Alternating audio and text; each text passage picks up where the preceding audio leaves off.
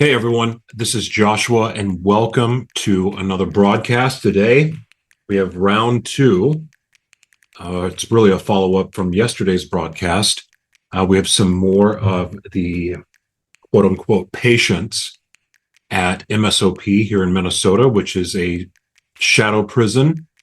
It's a hospital disguised as a treatment facility for sex offenders. And it's not much of a treatment facility, as we have learned. If you've listened to any of the other broadcasts, a lot of them have been very, very eye-opening. Yesterday was very blessed to speak with several members from the Native American community, various Native American communities. And to be honest, those are probably my favorite stories that I've been a part of all of the different broadcasts that I've done.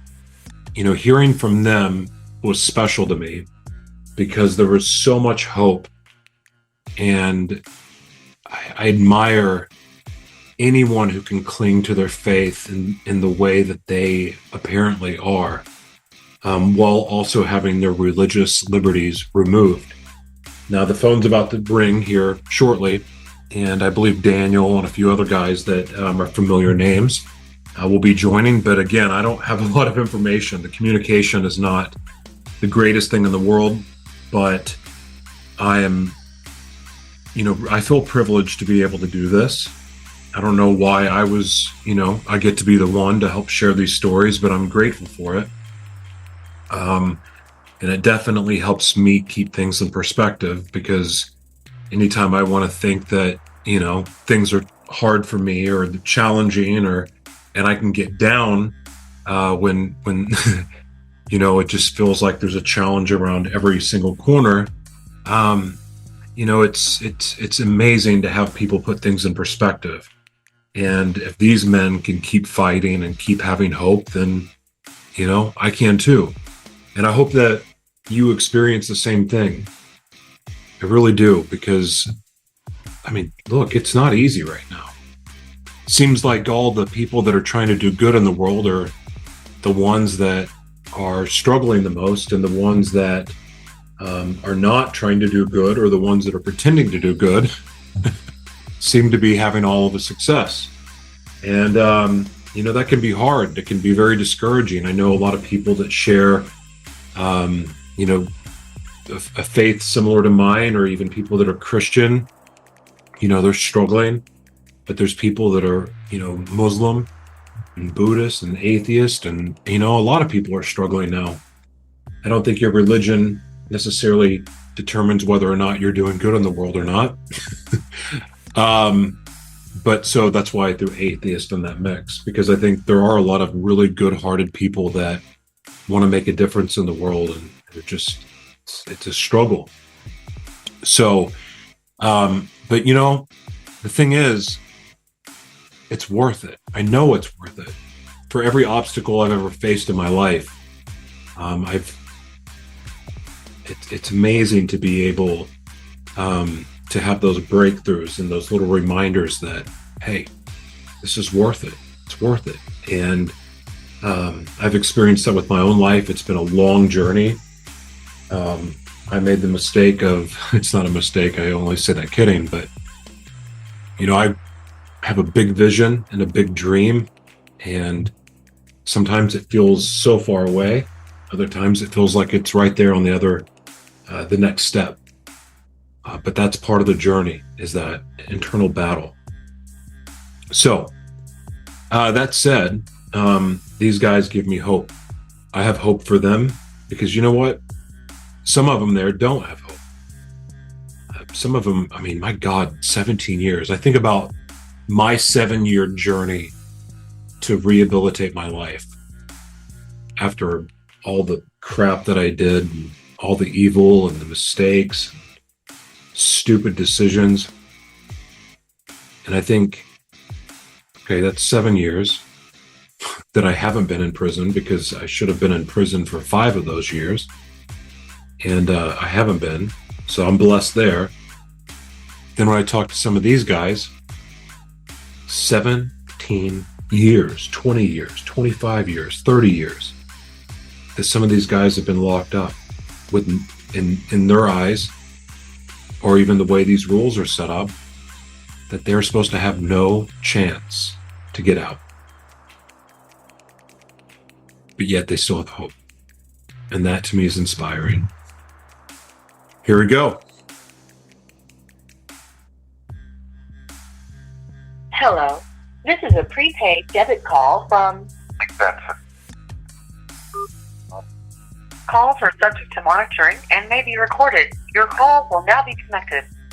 Thank you for using GTL. Hey there. Hello. This is Joshua. How are you? I'm all right. I talked to you. Remember? Yeah, I do. I remember your voice. Yeah. Anyway, Dan and Russ wanted me to talk to you again today, and I think it was about, they wanted to talk about diagnosis again. So I have no problem talking about it. Is there any way you wanted to do this? No, we're right now we're recording, and so I mean, the floor is yours, man. Because I have no idea who it is that I have scheduled to speak to. Not that I ever plan questions, but if I feel led to ask a question, I will. But I really just want to give you all the floor to share and talk about whatever you want. Okay, I understand. And then the other thing I wanted to ask you a question. So, how do we promote your podcast? How do we go about doing that? Is that an appropriate question? Well, yeah, of course. I'm grateful for that. Everything is at my website, joshuatberglan.com, and everything's there. We distribute out from there. I self-host all my content, and so everything's on my website. What I wanted to know, because I got some folks that are going to want to tuning in on that. Okay. And then, thank you. Yeah. Right. So thank you for that. And then, so I'll just go ahead and I'll tell you basically the same thing what I was saying yesterday. It's interesting because today I just had a friend. His name is Roger Robb. He just went to his tap today, and he's doing the exact same thing that I'm doing. He's saying, "Hey, look, I got a misdiagnosis, and I'm being overdiagnosed just to keep me confined." And his attorney wouldn't ask the questions of the doctor, and he wouldn't put in the motion to take on the disorder. And he basically got fired. Anyways, he fired his attorney today, and the CAP allowed it. So they're going to do a continuance to get him a different attorney, because our attorneys are so bad. They have no idea how to cross-examine these doctors, because it's just not their field. They're legal, or they're into the law. They're not into psychiatry or psychology, nor do they even know how to go about questioning these doctors. And what's been going on here in Minnesota, and like I said yesterday, it's the proverbial snowball that gets kicked off the mountaintop. Everything works from the concept that you have to have a disorder. All disorders, well, not all disorders, but personality disorders and paraphilic disorders are the two classifications that they like to use. Paraphilic disorders are paraphilia. They're things like pedophilia, sadism, broaderism, and whatnot. And they have this one called other specified paraphilic disorder, and then they identify the paraphilia that they think that you have. And in most cases, what they've been doing with the gentleman here, they've been diagnosing him with other specified paraphilic disorder, and then they call this thing non-consent. Well, non-consent it's not a workable paraphilia, because what they're describing is something that's been rejected by all the writers for DSM-5 and the profession for over 30 years. All DSM rejected that classification, non-consent, as being a workable paraphilia. And what they called it was paraphilic coercive disorder, or paraphilic coercion disorder, which was rapism. And then they had non-consent, and they also say violence, and they also like to say by history. So these are the ways that they describe rapism. And all rape is a crime. So what they're doing is they're essentially saying, look, all rapists and everybody that's in prison, they have this disorder, but this is not true. It's rejected. But yet in Minnesota, they continue to do it, and the doctors are getting up on the stand and saying, yes, this is a viable disorder. And the lawyers have no idea how to cross-examine and how to debunk it. So it carries at the end of the day. And the same thing goes with the personality disorders. They have different types of personality disorders, like antisocial personality disorder, borderline personality disorder, narcissistic personality disorder. And then they also have another one called other specified personality disorder. And basically what they do is they write down narcissistic traits or antisocial traits, or they'll write borderline personality disorder traits. So they'll describe one of the full-blown personality disorders, but they'll say you don't have it all the way, but you have it partially. And then they say the magical wand that they use, they say it's linked to sexual harmful conduct. Ergo, it is now a sexual disorder, which is not true. And if it was true, that would be good news, because there was this dissertation out there in the field that said, hey, everybody, people with antisocial personality disorder have a propensity to rape, or people with narcissistic personality have a propensity to rape. Basically, they're a bunch of Donald Trump, you know. It doesn't work that way, though, because personality disorders are not linked to sexual harmful conduct yet. They continue to say that with all the gentlemen in here. And again, the lawyers don't know how to cross it up, don't know how to debunk it or cross examine it. So these are the things that are happening here in MSOP. And that's why I've been studying now this stuff for the last, for 30 years. I've been locked up for 30 years, and I've been wondering, how is it that I get debunked? Because I know I don't have a disorder. And I know that many of the men here don't have a disorder. But that's how they do it. They say that they changed the DSM-5 because they knew that the language inside the previous DSM were all or they weren't written for legal purposes. So what happened was they said, if you have something that looks like it, always get a doctor to say that you have it, and that's what they've done. But when they wrote the DSM-5, because of all the misdiagnosing and all the way they weaponize all those DSMs, they wrote it and they say, no, there's a threshold for having a disorder, and that threshold is called what they call the impairment threshold, or it's referred to by different things called the duress, impairment, or disability threshold. So when you see somebody out there that has a disorder, you know what it looks like. Think of The Exorcist. They have something in them that robs them of their volition, and they can't make up choices for themselves, and they can't. It robs them of that, and that's what happens with these guys, people that have disorders. The thing is that sometimes people, they do things that are antisocial, and they do things that are criminal, but that doesn't mean they have a disorder, because they're making a conscious choice. They're not robbed of it. So that's what separates criminals from the people that are disordered. Disordered people can't put in prison because it would be illegal, because it's not their fault. It's the sickness that's doing it. Criminal does it for his own selfish or for because it's just evil. And that there's a distinction, and that's what's going on with this whole civil commitment in this is that they're pretending that all these people that did all these things that were criminal, just because they look like the same thing that somebody who has a disorder does, the behavior looks the same, they're saying, okay, we're just going to say now that your disorder is not your fault. Now we keep you locked up this way. And that's what they're doing here in Minnesota. And that's what makes this whole thing criminal. It's dangerous to do that because they can do this to anybody now. And the fact of the matter is, Commissioner VHS has an army of about 25 different psychologists and family practitioners and social workers that say they know how to do a diagnosis, say that they are in accordance with the DSM-5, when they are. Nothing could be further from the truth. Because none of them, when I talk to them, I've been talking to them now for 10 years, none of them know what the impairment concept is. None of them know what I'm talking about, what's the threshold for getting a disorder. They can't tell you that because they don't know, because they're not trained. Psychology is a huge field. Mm-hmm. There's some people that think. No, I was agreeing with you, because one of the things that I pointed out before is that, depending on the school of thought that you learn, because every school program, they have the curriculum. So, for instance, some people are really into Freud and his belief system, and then other people are into Carl Jung, but they're completely different philosophies that believe completely different ways. Therefore, they diagnose completely different. So it's almost not fair, and it's not even like, I don't know if subjective is the right word, but are you guys able to ask for second opinions from outside sources? And like you said, That's so. I told you before, I said, so that what happens is that when they have this huge field of psychology, and they got people that are like, some of them are experts when it comes to family therapy and for the marriages and everything, or what do they call that?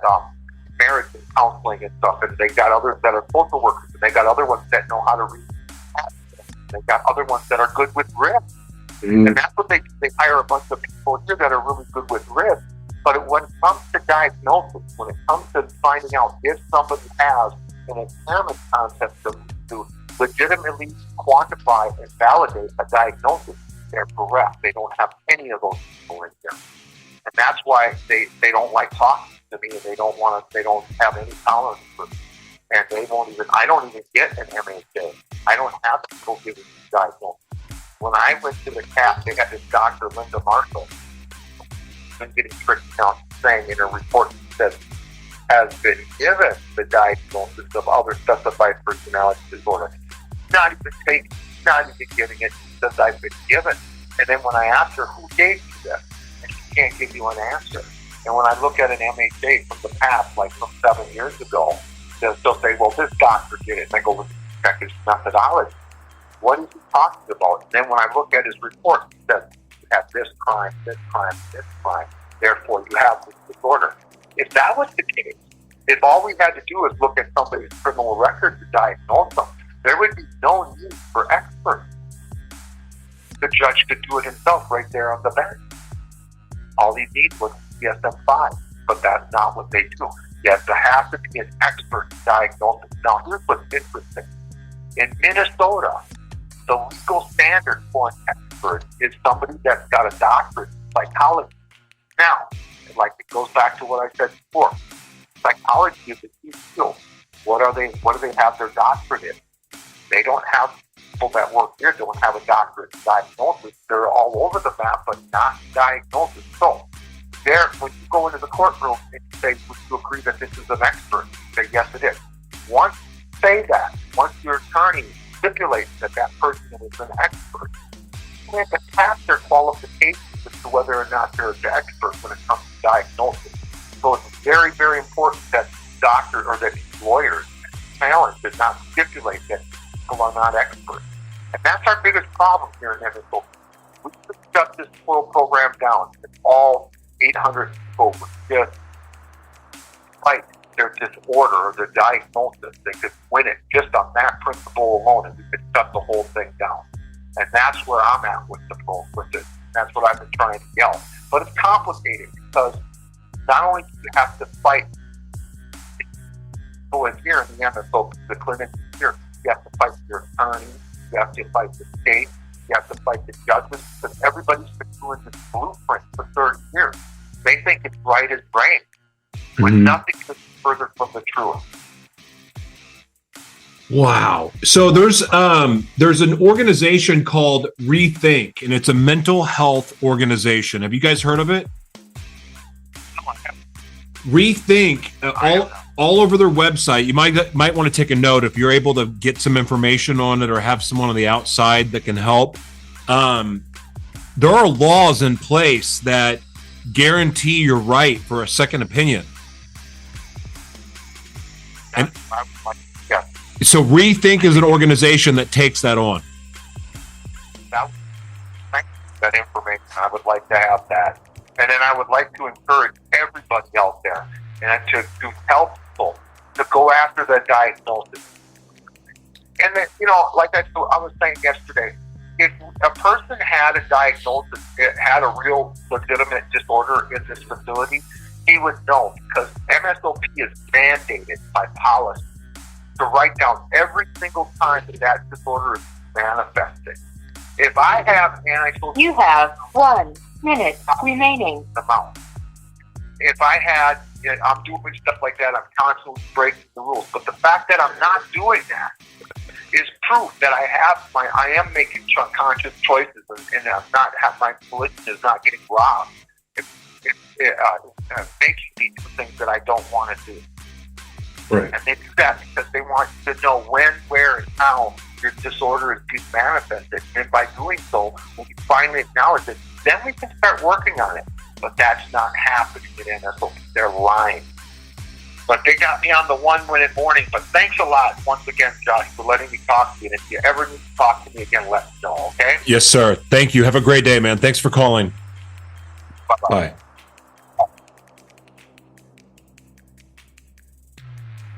That's one of the guys I loved yesterday. Like that guy.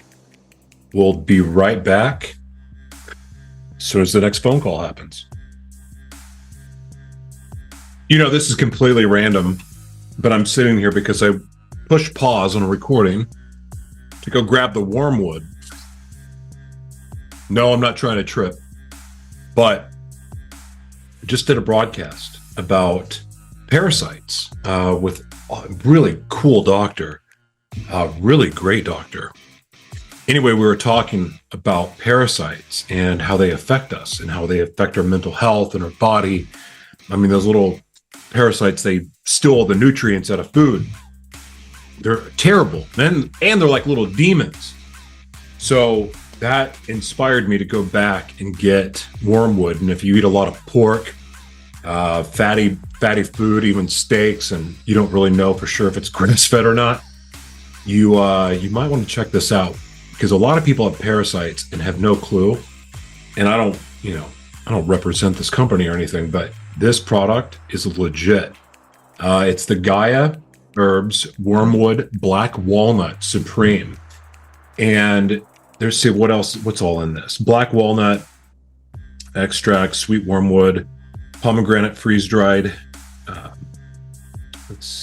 coptis root, don't know what that is really, more wormwood, clove, flower bud, and ginger root. I love this. And it took me, the last time I did this, took about 2 days for me to start expelling parasites. And they are little boogers, man, let me tell you. But this product is like $9. It's worth checking out. And look, it doesn't hurt anything to take. It's not something you keep taking forever anyway, but it's worth the money just to find out if you have parasites. And if worst case scenario, it gives you energy. There's a lot of benefits to this product. It's good for your libido, good for energy, it's good for your adrenal glands, it's good for your GI tract. It's fantastic. So, yeah, I don't make any money off selling this, but I do recommend this product, especially if you have parasites. And most of us do. You would be shocked. All right, we'll be back. All right. Phone's ringing. Let's do this. Oh, this is a free call from Mark. a client at the Mooselake Secure Treatment Facility. To accept this free call, press 0. Calls are subject to monitoring and may be recorded. Your call will now be connected. Thank you for using GTL. Hello, Mark. You're on the air. All right, Joshua. I'm gonna give you a little start at the beginning here. I came here 3 years ago. I originally was arrested for a marijuana grow operation, and I received 17 months. And 2 days before I was going to be released from Stillwater prison, Anoka County came and grabbed me up and put me on a 210 hold. Now I'm here. I'm doing a life sentence. My crime was 1984. I did 3 years back then. I haven't done anything since other than grow pot, which was illegal, but it is what it is. Since being here, within 4 months, they wanted me to go and move into a cell with someone. I'm on a rescue deal. So they wanted me to move into a cell with someone who stains with charcoal and everything else. And even the person I was moving in with said no, that's for himself. For me to deny to move in that cell, they put me in a place called HSA, a high security area, equivalent to segregation, for 69 days. Being back there, being on medication and type 2 diabetic, every day, 4 times a day, I'm handcuffed.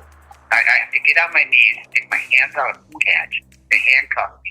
attach a leash to it, open the door, put a belt on, and around my waist, which attached the handcuff, and give me my medication, then put me back in the cell. 4 times a day I dealt with this, and for 69 days, all because I wouldn't move into a cell that was bad for my health. Finally, 69 days later, they let me out of that situation. But they tried violating me for not moving in the cell. But I only had 30 days parole left. The HRU board said, no, we're not violating. Now, this HSA is one of the worst places I've ever seen in my life. You get a spoon that's made out of paper, which means when you get spaghetti or lettuce, you can't obviously eat it with a paper spoon. It's just a square piece of spoon, you fold it up. So they're forcing you to eat with your hand. Don't even get a water cup. You get a condiment cup from like McDonald's or ketchup. That's what you drink out of. It's biodegradable. So it only lasts 10 times. You only get 1 day. Your strip search in and out. It's unbelievable. I've never seen anything like it. Super degrading.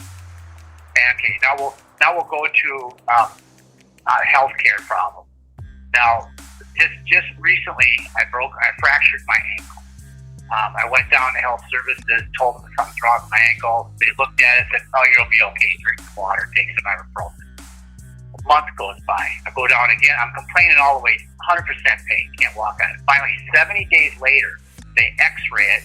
Guess what? It's fractured and ossification is starting to take place. This happened on a Friday. I had it x-rayed. At 9 o'clock at night, they call me down to the med window, give me a brace. Say, guess what? That was it. Have they addressed it yet? No.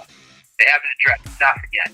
But during that time, my blood pressure was through the roof because of the pain. Do they address that? Nope. For my blood pressure being through the roof for the past year, I've been dealing with a retinal surgery and I'm going blind in my right eye because of hemorrhage from having blood pressure readings 189 over 109. Oh. And it's killing me. They're killing me here. I've never seen anything like it. And they tell me to take ibuprofen and Tylenol, which being high blood pressure and diabetic is bad for me. You know, I'm keeping a huge paper trail to go after them, but there's so many battles here. We don't know which one to fight. This is my battle, healthcare. You know, I'm trying to make it out so I can be with my kids and maybe build another house or do that kind of stuff. But You have 1 minute remaining. I'll have to call back. Yes, sir. Okay. Thank you for using GTL. Medical malpractice. The other thing, too, those of you who have not listened to the past broadcast, there's people on there that are too obese to walk. There's people in there that are amputees that are not able to walk. They're in very unsafe wheelchairs. If you know anything about decubitus ulcers and bed sores, you know, I've heard some cases that's happening, and then that the risk of it is pretty dangerous. I mean, just to give you an idea, flap surgery, the last time I checked, which when I worked in that industry in healthcare, $300,000. And there's like a 90% fail rate. He's calling back. Hello, this is a free call from a client at the Mooselake Secure Treatment Facility. To accept this free calls are subject to monitoring and may be recorded. Your call will now be connected. Thank you for using GTL. Okay, John, but we're going to go back to HSA because some of the things I saw back there were very disturbing. I see people come in on stretchers that can look out the crack of the door. They're right in front of me, and they have already been maced. They cut the clothes off these people while they're on the stretcher, and then they roll them into the shower, or they leave them naked in the room and scream all night long, and they're macing them through the food hatch. I've never seen anything like this in my life, the abuse. And one morning at 3 o'clock, I woke up and they maced the guy through the food hatch because he wouldn't get back the cup. I mean, unbelievable. And Dan had me call some people. I've made testimonials on it. But once they found out that I'm using the phone, they took the phone away from me, and I didn't get no personal maintenance. For 60 days, I had no contact with anybody. That's not even allowed in federal prison, let alone supposedly a treatment facility. unbelievable. Holy And right now, I went to a cardiologist a month ago, and he regulated my blood pressure. Well, I slipped here, hurt my shoulder, and was not dealing with the pain. I mean, I don't know what. I'm not seeking medical attention, and they haven't done nothing. So what they did is they called my cardiologist that his blood pressure was high. So they upped my blood pressure medicine. And I tell them that I'm in pain. No, they didn't. Well, when I go there, I'll see them, but you don't up someone's blood pressure medicine because they're in pain. You deal with the problem, not fix it with raising my blood pressure medicine. It's and like I told you, I'm going blind in my right eye. It's irreversible. Every month I go in and get shots in my eye just for that day. And this last time I went a week ago, and they're like, they go, it's getting worse. I told the retinal surgeon they're not monitoring my blood pressure, and he actually put it in paperwork that you're not supposed to be on ibuprofen or Tylenol. This place does not care. I've had proper medical my whole life, and it's unbelievable. And I can't even tell my kids because I don't want them to worry. You know, they're all in their 20s, and I don't want them to worry about this kind of stuff. You know, Dad's fighting this battle on his own, and it's unbelievable what I see in young kids, and young kids that maybe messed up when they're juvenile, but now they're trapped here for the rest of life, or people die once every month. I don't know if anything can be done, but the people don't know about this place. I didn't know about it. I mean, we heard about it, so it was always called the forever, but we never knew that it's a place that was a warehouse. And anybody who's never been in the military, I guarantee you they didn't fight for the violation of civil rights and human rights that this place represents. I've never seen anything like it in my life. And way back in the 70s, when cults, people, young rich kids were getting involved in cults, the FBI had to deprogram them. A lot of these people here have program is super bad. They don't know. They're not prepared to they're preparing to death. They're just keeping you at bay. And they all, put it this way, they're all drinking the Kool-Aid, a lot of people. They all have false hopes. That the only person that's doing this about are people like you, Dan Wilson, the coalition, and hopefully this gets out. And people in the Netherlands that are trying to talk to The Hague, but, you know, I'm old. Will I make it out of here? I have no idea if I'll ever make it out of here. And it's Minnesota.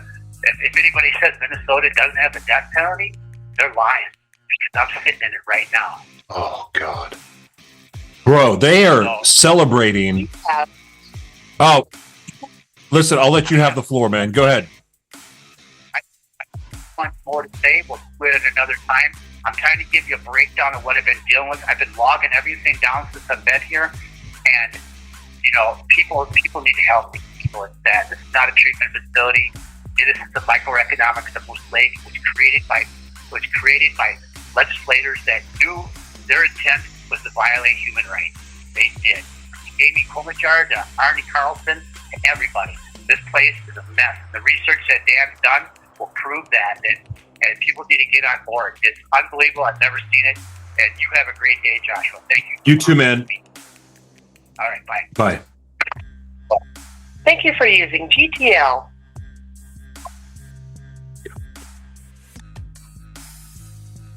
I mean, at this point, I'm kind of surprised they're not doing experiments on them like the Nazis did.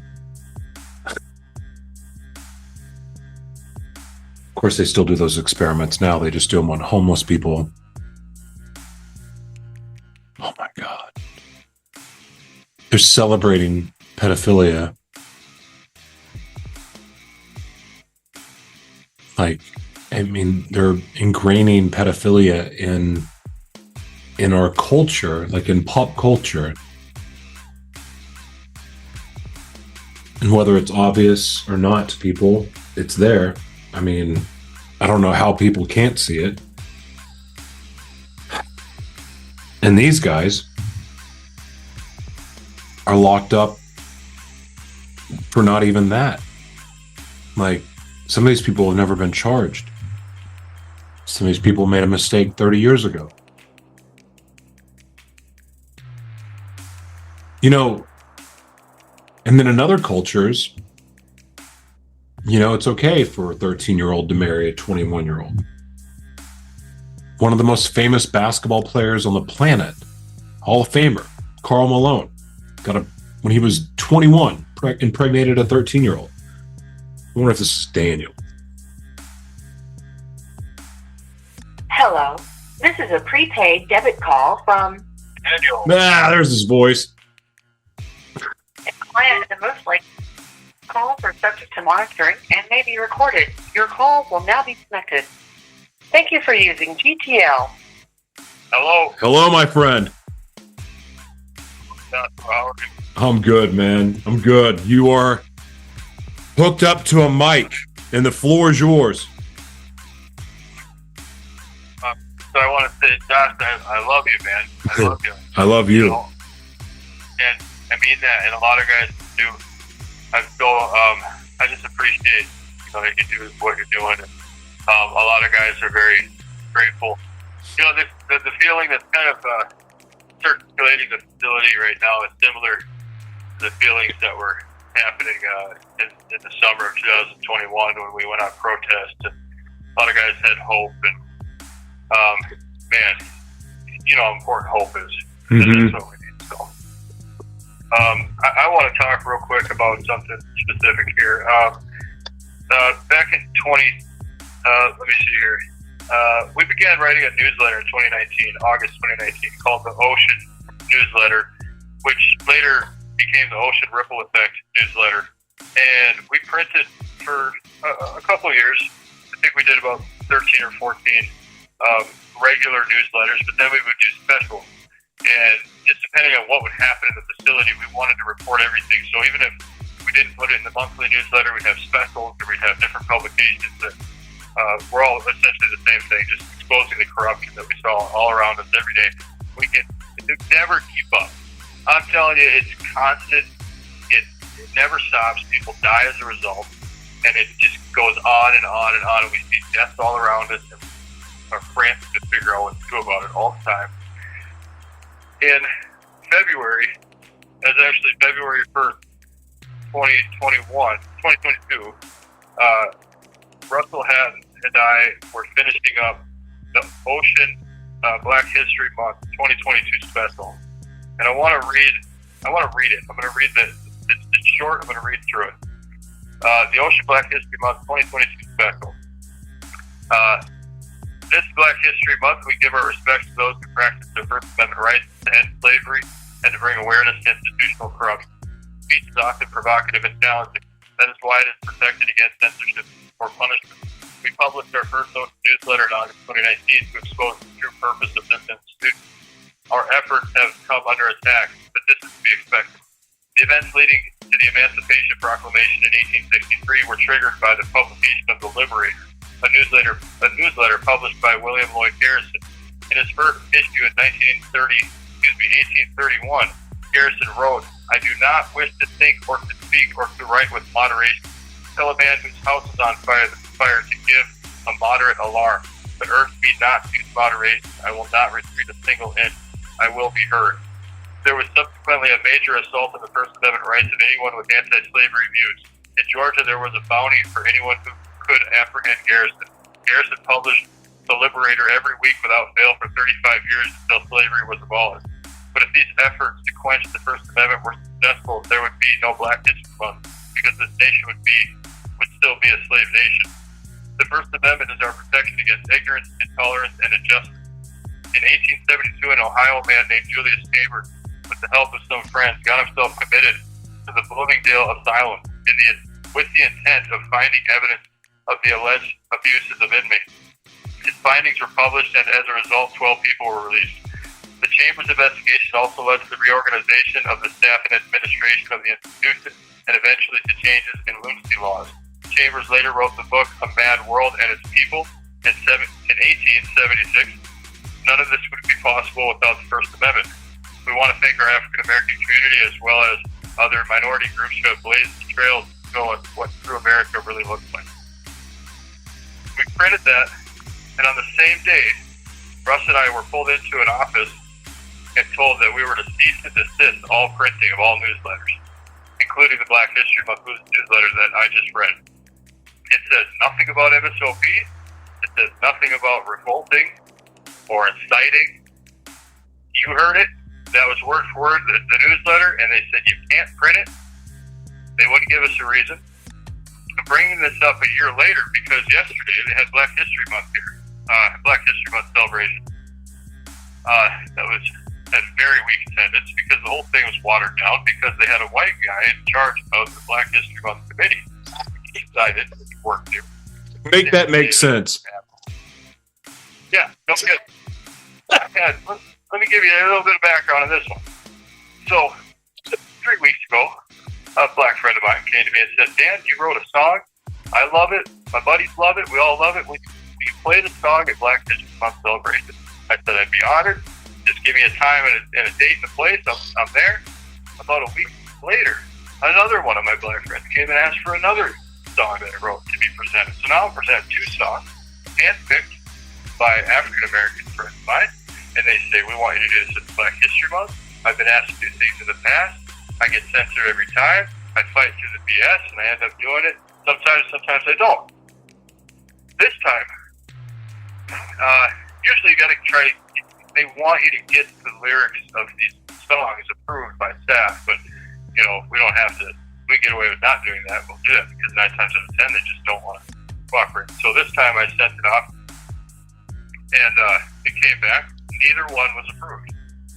And this is by a white guy telling me that I can't do it.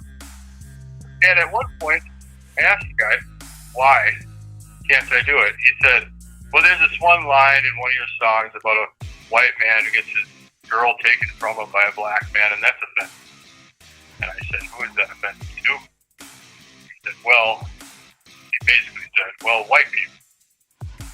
And I said, Steve, the white guys, maybe you and I get the hell out of the way and let the black guys organize Black History Month. What do you think?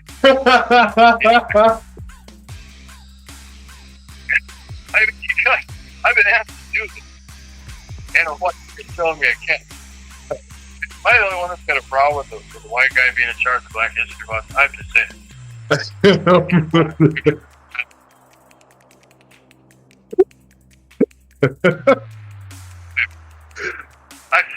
I said, you should be ashamed of yourself. I think you're a racist. And I walked away. And I was not allowed to present the Black History Month. So that's par for the course, and it just drives me nuts. But it's kind of a funny thing. But it sheds light on a bigger issue, and I hope to get my friend Connor on here today, and he'll kind of elaborate on this. But if we don't have a right to speak up, people die as a result. That's right. And I know that sounds crazy, but if you start silencing people, they're going to be afraid to speak out. That's right. Or this caretaker is touching me, or my dad is hurting me, or fill in the blank. If people can't say what they got to say, they're going to just take abuse. It's the way it is. I mean, we kind of watered down the importance of the First Amendment in today's media. I don't think we're really scratching the surface of how important it is. You just got off the phone with M. Wallace, a good friend of mine, and he's been writing a lot of complaints about his injuries. I don't know if he told you, but he broke his ankle. They didn't tell him about it. They finally x-rayed it after he pushed for weeks. You got to x-ray my ankle. You got to get it x-rayed. They finally did it, and they handed him a memo through the pill window that said your ankle's broken. They never fixed it. They never gave him a cast. They never gave him nothing for it, and now it's all messed up, and it's hobbling. I mean, I had another buddy that this happened to, and they cut his leg off over the same exact thing. Wow. And so the point is, now they're saying that he might get put on what's called an IPP, individualized personal plan or something. I don't know, some crap they made up. And essentially, if they do that, it's going to say you can only make so many grievances a week or a month, or maybe none at all. And he won't be allowed to file grievances. If they put him on something like this, they could just completely shut him up, and he won't be able to complain about anything. I mean, they literally want you to be quiet and die slow, like a subordinate. Nothing. That's what they're looking for. Wow. So that's kind of what I wanted to cover today, me personally. I'd like to have a couple more guys call you, Joshua. Are you up for that? Of course. Awesome. Well, Guys have been, they've been, quite the troopers, but you really have, because I know you've been getting back-to-back calls. I appreciate you having that patience. No, it's all good, man. Yesterday I had no idea what to expect, and I didn't even know who was calling, and it ended up going, wow, this is fun. This is like call-in radio. This is great. So today I came prepared. I didn't. So I'm way more prepared for it today than I was yesterday. Well, man, I'm glad to hear your voice, and you know, I have a bunch of hope, and I really love getting to speak with the natives and hearing. Just hearing how their religious freedom has been infringed on, and I just like that. That was unsettling to me. You know, I mean, all of your stories are, but it was such a.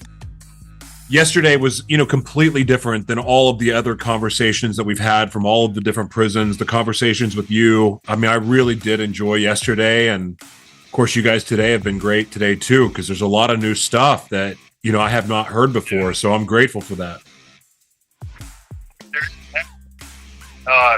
March 5th, 7th is a 3-day conference in Washington, D.C. And it's like all the organizations we've been working with.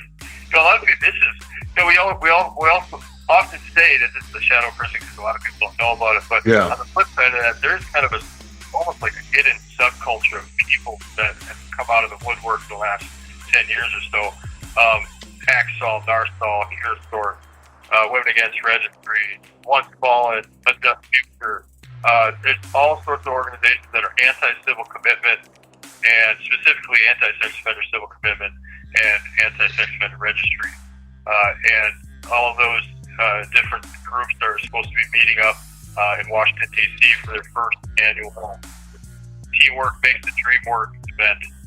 And we'll see how it goes, but that's at the big White House, so pretty excited to see how that unfolds, and I'm excited to work with some of those people and see what I can spread the word. Wow, man. I wish I could go and cover that. That would be cool. But there'll be another one, I'm sure.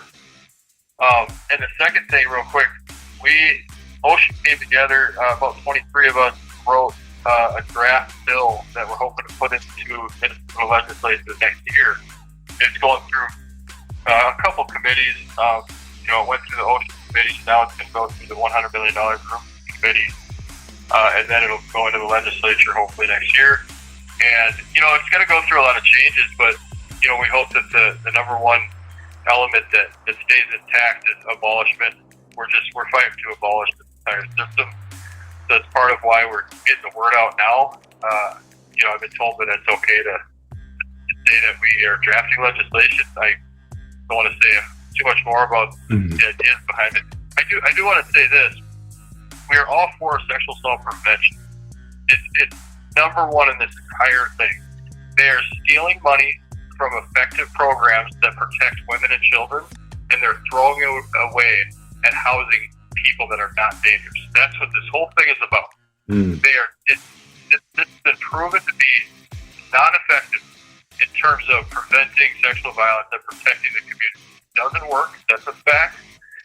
So now we know that, and now we know we're wasting $100 million every year of taxpayer money getting thrown down the drain. And the most important thing is that there's people getting hurt because of it. That's what you know what? If we were spending $100 million to protect, You have 1 minute remaining. from sexual violence, I'd be all for it. But there's programs that are 88% effective, and they're getting zero from the state. We could be saving so many lives. We could be saving so many lives, and we're throwing it away at something that just works. Yeah. So, thanks, brother. I love you. I love you. You're an inspiration, dude. Listen, you're an inspiration. You really are. When you get out on the other side of those walls, you're going to do amazing things in the world, bro. Yeah. I can't wait. No. Yeah, man. God bless you, bro. See you, man. Bye. Bye-bye. Thank you for using GTL. Mary, if you're listening, and I don't know if you are, but if you are, and I know you're proud of your son, but I'm going to say you should be proud of your son because that guy, man, I think I don't know how many conversations I've had with Daniel at this point, but I mean, it's at least 20. And just, I don't know how he keeps telling me he's just fighting. And like when I talk to Daniel, I'm reminded that I get to fight and I get to keep going. I get to keep believing in what I'm believing for.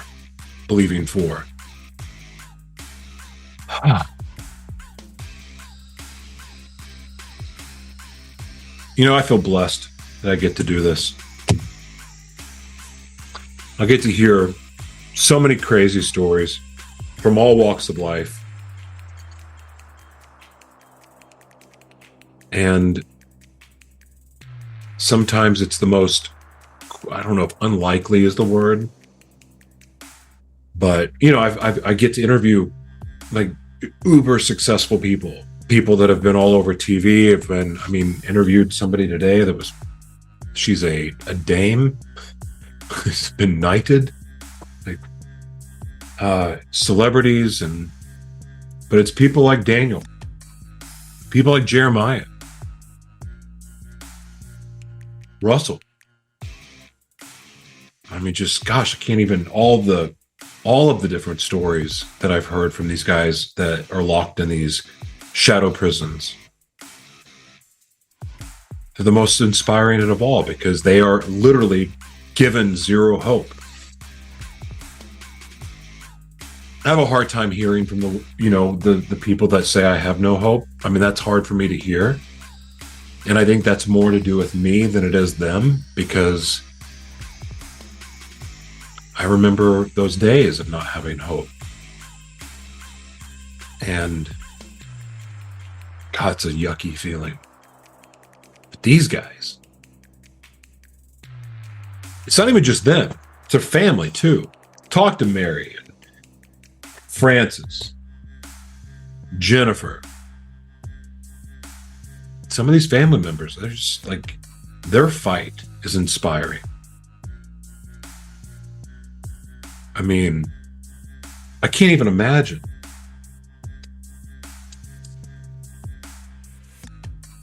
Like, I remember the insecurity that was going through my head when, going public about having HIV, why I'd been in jail 6 times, going public about being an abuser, being abused, any of the stuff, overdosing, failure, disappointment, and being public about it, and the whole time going, I'm just bringing shame to my family. And I have a lot of respect for the family members that are fighting for their loved ones that are locked up in these shadow prisons, because what that does is we live in a judgmental world. People are judgmental. You might as well be yourself, because people are going to judge you anyway. So might as well be judge on something that's true. Like, I wish it didn't take so long for me to figure that out, to be judged. Like, I'm going to be judged no matter what. So I can spend all my time trying to fit in, or I can just be myself, and at least I'm being judged on something that's true. So these family members, I just have respect for them, because they make themselves a target of judgment when they do that. So I love you guys for that. This is a call from. client at the Mooselake Secure Treatment Facility.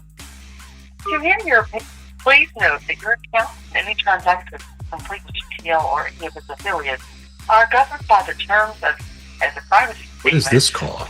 At www.connectnetwork.com. The terms of use. I don't know this message. 5 on 2009. The rate per call from this facility is 5 cents per minute, plus taxes and surcharges. As an example, a 10-minute call would cost 50 cents. What is this? Plus taxes and surcharges.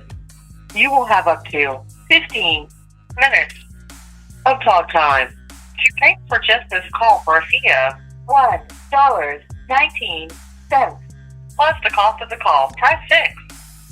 To establish and fund an advanced paid prepaid phone account for future calls, which may include a transaction fee, press 5. We accept deposit amounts. I don't know what that is. Okay. No idea what just happened there. I think that they wanted me to pay for the call.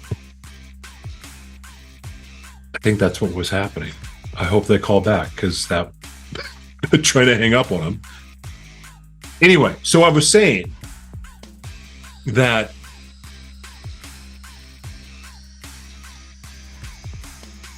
like I felt crappy.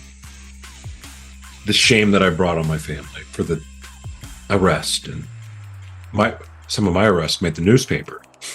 Some of them made multiple papers around the country. And I just remember thinking that my mom, like, how could she ever love me? Have brought shame to their name. And Hello. This is a prepaid debit call from a client at the Mooselake Secure Treatment Facility. To accept this call, press 0. To refuse it, calls are subject to monitoring and may be recorded. Your call will now be connected. Thank you for using GTL. Hello. Hey, William, how are you, sir? I'm good. Thank you for calling.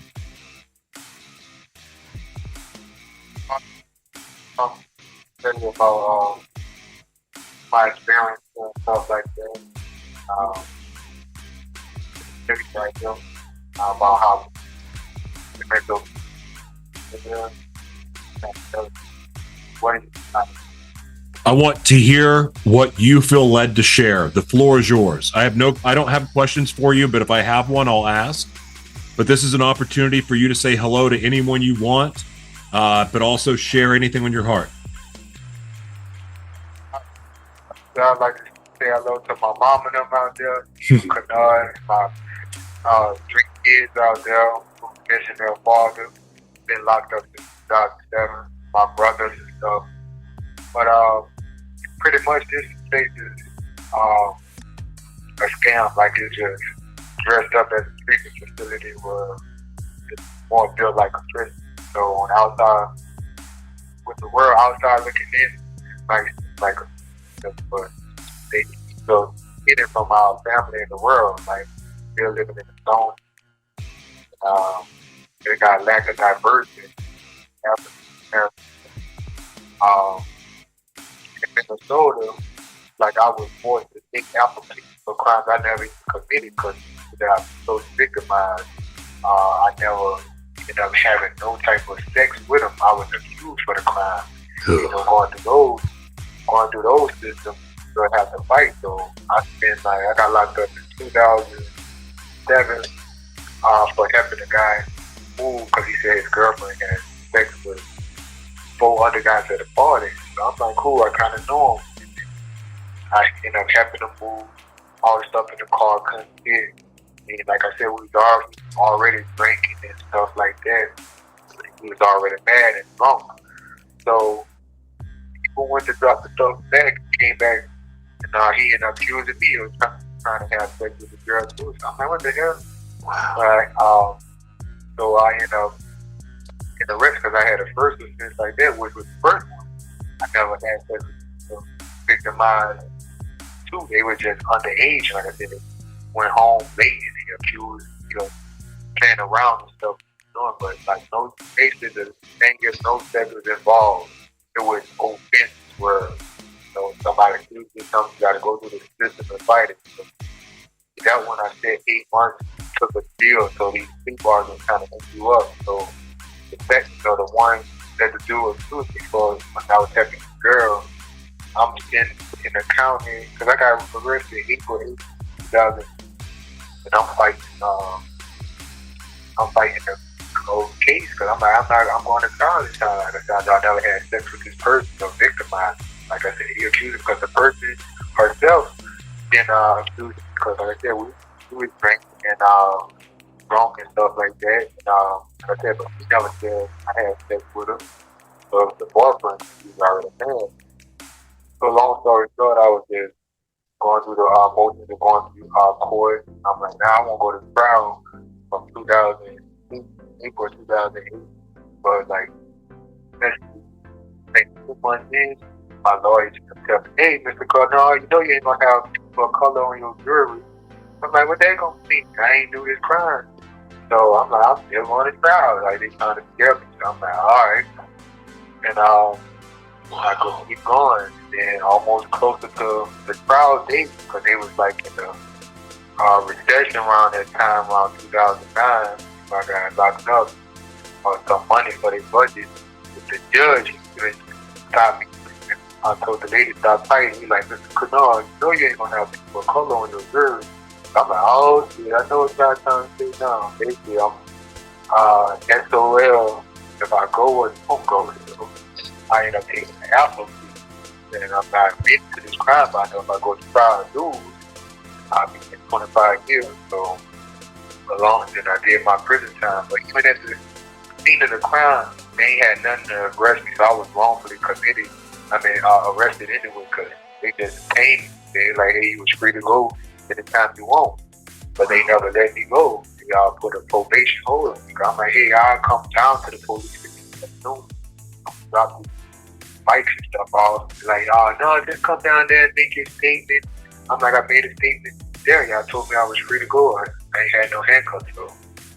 So they just held me falsely. So didn't read me no rights or nothing. But this place too, like I said, so I'm already mad about that, by the lack of diversity, biases of the justice system. Here, they got lack of diversity. They said black men are twice as likely to get civil committed than their white counterparts. Only one black man has ever received full discharge from MSOP. The institution opened in 1994. So Minnesota is made up of 6% black people.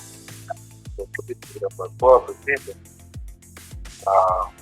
African American people are targeted for commitment.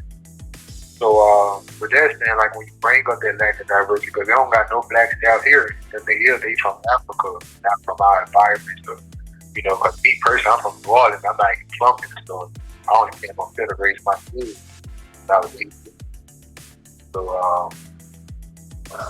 let's see, but yeah, when we bring up the diversity and maybe them being racist, they start retaliating and can falsify these documents, even tiaras, even just me being from the South trying to talk to them. They're like, oh, you're trying to cross our boundaries, but so they're not really dealing with us. So I'm like, then next thing you know, you got all type of write-ups, get back from you holding them accountable. So they try to silence your voice.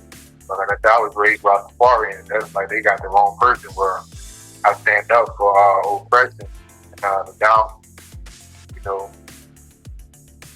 like John Lewis caused the trouble. But other than that, it's frustrating. Like I said, the lack of transparency. They keep us away from like video images where we can have tablets where our family could send us pictures.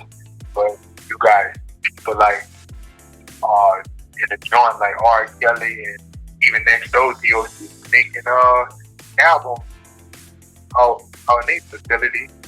Like I said, nobody's developed pictures no more. So in order for me to get pictures from my family way in New Orleans, they got to develop pictures that take time.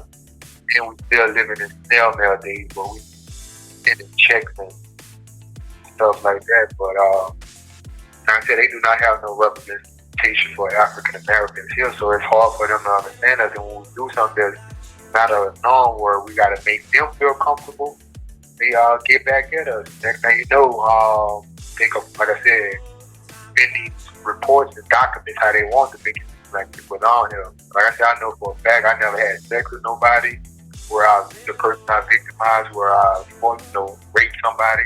There was an accusation that got in. Like I said, you give up hope and want to fight the system, just having, giving them ammunition. So, it's frustrating though. Like I said, to see a black person is like seeing a unicorn. They come in here, but they don't last that long because among their co-workers, they get mistreated. They call the N-word or some clients call them the N-word. Like I said, you outnumber them. Wow. So the staff here, they got some cool now, all of them, but they just doing the job. But sometimes, I need somebody who understands me for me instead of me turning to, yes, sir, boss, I'll make you feel comfortable. Let me shine you through it. That's what certain black people got to do to get out of here. And I don't think that's the real me treatment. If you think I belong here, which I feel I personally don't, because I'm not thinking of harming anybody out there in the world. I'm a father, got 3 beautiful kids, a 2 sons and a daughter, and I want to get out there and see them. So, and that's what makes me do, because even being accused, I'm like, hey, what made me to that line of being accused of them?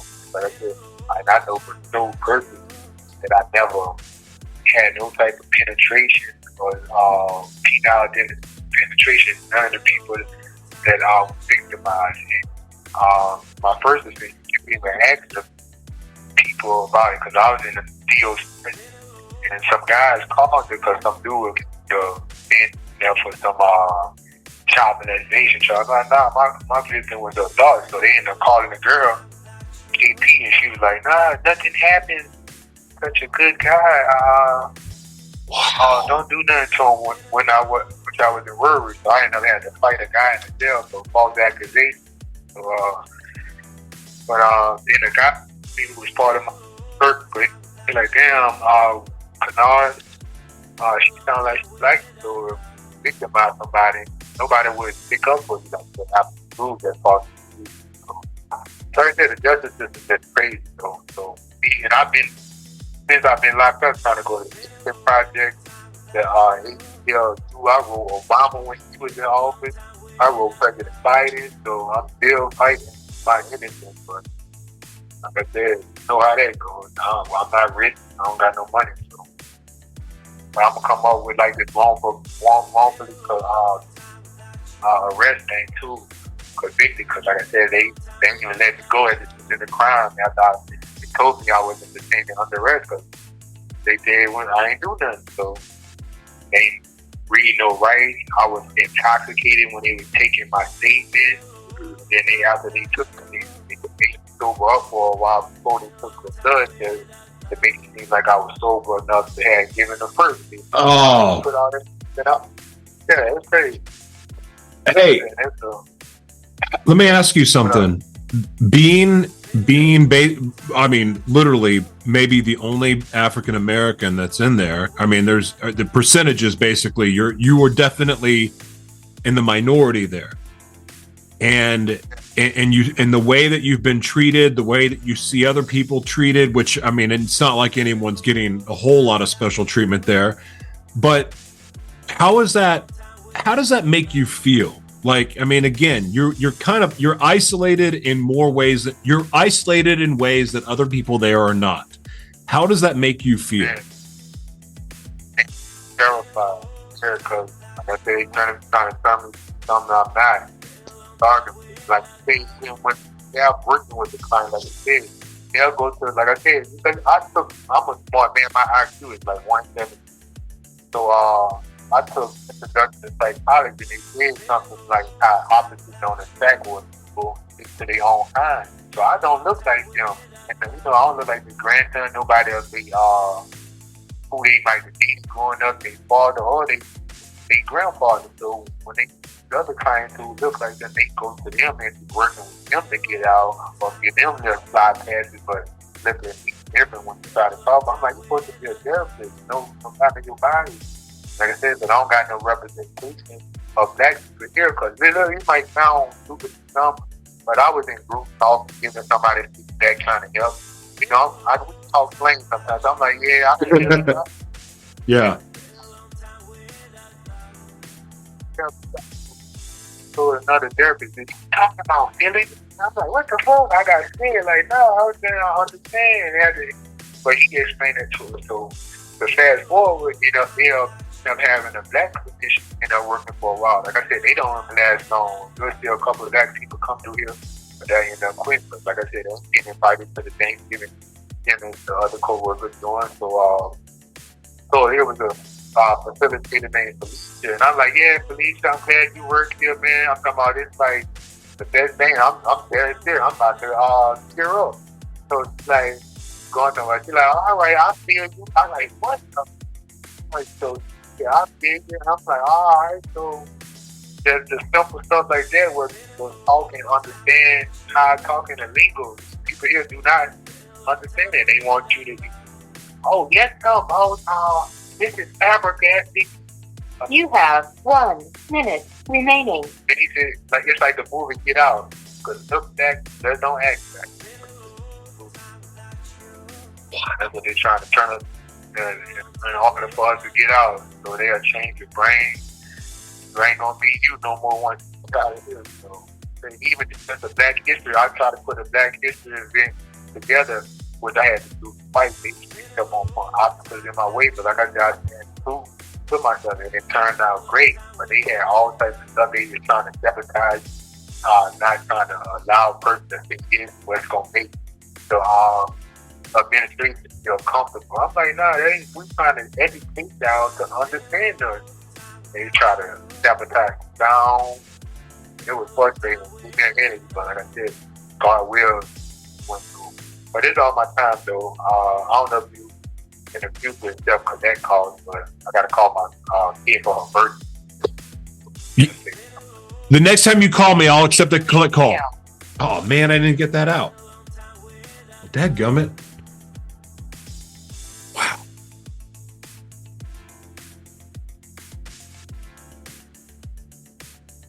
See, it's different for me, I would think, because I would be excited if I walked into a place and I was the minority. I'm wired that way. That said, sometimes that, you know, depending on the crowd, may not be the safest idea. But the way that I'm wired, you know, I'm typically drawn to people that look different than me. I think white people are boring most of the time. I mean, I'm not racist. I'm just saying, like, I like, you know, culture, and white people have culture. I don't even know. And I'm not a white apologist either. It just, like, I'm trying to put myself in his shoes. And the difference is, I think, is that, you know, African Americans have been the minority for a long time, and they've dealt with a lot of things, at least in my lifetime, that I never have had to. And of course, the history that I know that's actually true, like, I would imagine that that's gotta suck for him. Because it is. We are different culturally. Again, white people don't really have a culture. We steal it from black people. We stole rock and roll. We stole the blues. We stole fashion. We stole rap. We steal everything, I think. That's pretty much what we do. We steal countries' land. We steal countries' resources. Of course, I know who's really pulling those strings, but I'm not going to say that one out loud. Oh, my God. I would imagine that that is very challenging for him and awkward, because half the people in that room probably have no clue what it's like to be him. And I'm sure that, you know, that can happen interchangeably with the Native Americans, but the Native Americans have a bigger representation there. But even they culturally are a little bit different. I don't think that all tribe rules, laws, traditions are the same. I mean, they're kind of similar, but I wouldn't imagine that they're exact. Man. Try to put myself in other people's shoes as much as possible. And I mean, I find that to be the easiest way to have compassion. Compassion is something I've learned because and empathy and all those things. Because I had to learn all that. It's part of my healing, part of growing. Learning all of that helped me learn to love and, love myself, love others. Started with loving my wife and loving our 2 kids, and through that I've been able to learn how to love other people, like genuinely love them, not hey, I love you, buddy, like I love Daniel. We've never met in person, but I mean, my goodness, I can't. We've had so many. All of our phone calls are typically in 15-minute increments, but every conversation is meaningful and it matters. We have another call. Hello, this is a free call from a client at the Mooselake Secure Treatment Facility. To accept this free call, press 0. To refuse this free call, calls are subject to monitoring and may be recorded. Your call will now be connected. Thank you for using GTL. Hello? Did you say your name was Yo? No, my name is Rod. Did you just say Yo? Yeah, when I first got that as a reference to, so people who I call, who I know that know me, would just know that it's me. I love that. Oh, perfect. I love it. Okay. Well, listen, man, the floor is yours. Say hi to anyone you want and share whatever's on your heart. Well, no, I got my good buddy Dan Wilson, and there's a couple of pieces that I would just like to simply read, and I guess we can go from there. Perfect. The first thing is black men are twice as likely to get civilly committed than their white counterparts, and only one black man has ever received full discharge from MSOP. Since the opened in 1984, Minnesota is made up of 6% black people. MSOP is made up of 12% black people. Talk about your experience here. So my experience here, at first, it was questionable. I really didn't know what was going on. I knew that I was being petitioned for civil commitment under a medical approach. Come to find out, they changed variances here, and now it's a treatment approach, more specifically a psychoeducational approach that goes against the medical model. We're civilly committed to aspects that are upheld in Minnesota court, dangerousness, and then also current presentation of a mental disorder. That part's not being achieved, though. Individuals here, pretty much about 90% of the clients don't have a current presentation of their applied mental disorder in anything they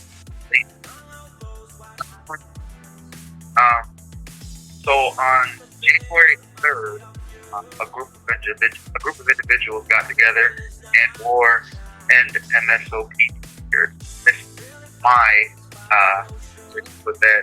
I got off work at 8:20. I went to my unit and I went to our building. Once there, I stayed the phone while doing with the other clients until about 10. After walking back to the unit, I went to my room. I figured I had time until count, so I went out to the computer to file and fill out a print form GA request application for assistance in my county. Going to the staff desk to retrieve the application being printed off of the computer. And when I asked SCL, which is the council, Jessica Lake, or she said, you need to go to your room because of the shirt you're wearing. Calmly stating you are not going to infringe on my constitutional right. Count was called, so I went to my room anyway. Once count cleared, I put my headphones on and left my room. It got pro slider doors, which is pretty much just outside of the unit. I was approached by Street Counsel Hero. I could not hear what she was saying because I had my headphones on, but I assumed something happened where they closed off the hallway for passing over by the town hall. So I went a roundabout. I went to go outside, and once I got to the main door for the yard, it was locked. So I turned around, and there he was sitting there. Stated that I could take the shirt off, or every time I left the unit, I would receive CPR, which is basically a behavior expectation report, and then there's a caption. You have 1 minute remaining. That, I said, okay, that is fine, I left. I made it by the mail room door and was signaled by staff to come over. They basically said that I had to take the shirt off or I was going to be placed in HSA. I said, you're not going to infringe on my rights. I went and sat down by the wall and placed my palm face up and took me to HSA. They cut my clothes off my body. They groped me about 6 different times, and then left me on the cold, hard floor. Left me for about 24 hours. I brought back to my unit. I lost my job. I lost press council member, all for wearing a t-shirt. Do you mind if I call back? Yeah, absolutely, man. I don't mind at all. All right. Thanks. All right, man. Thank you for using GTL.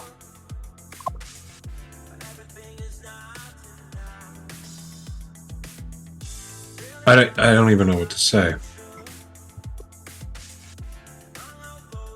Like, the more stories like this I hear, the more I'm reminded of how fortunate I am to not be in prison.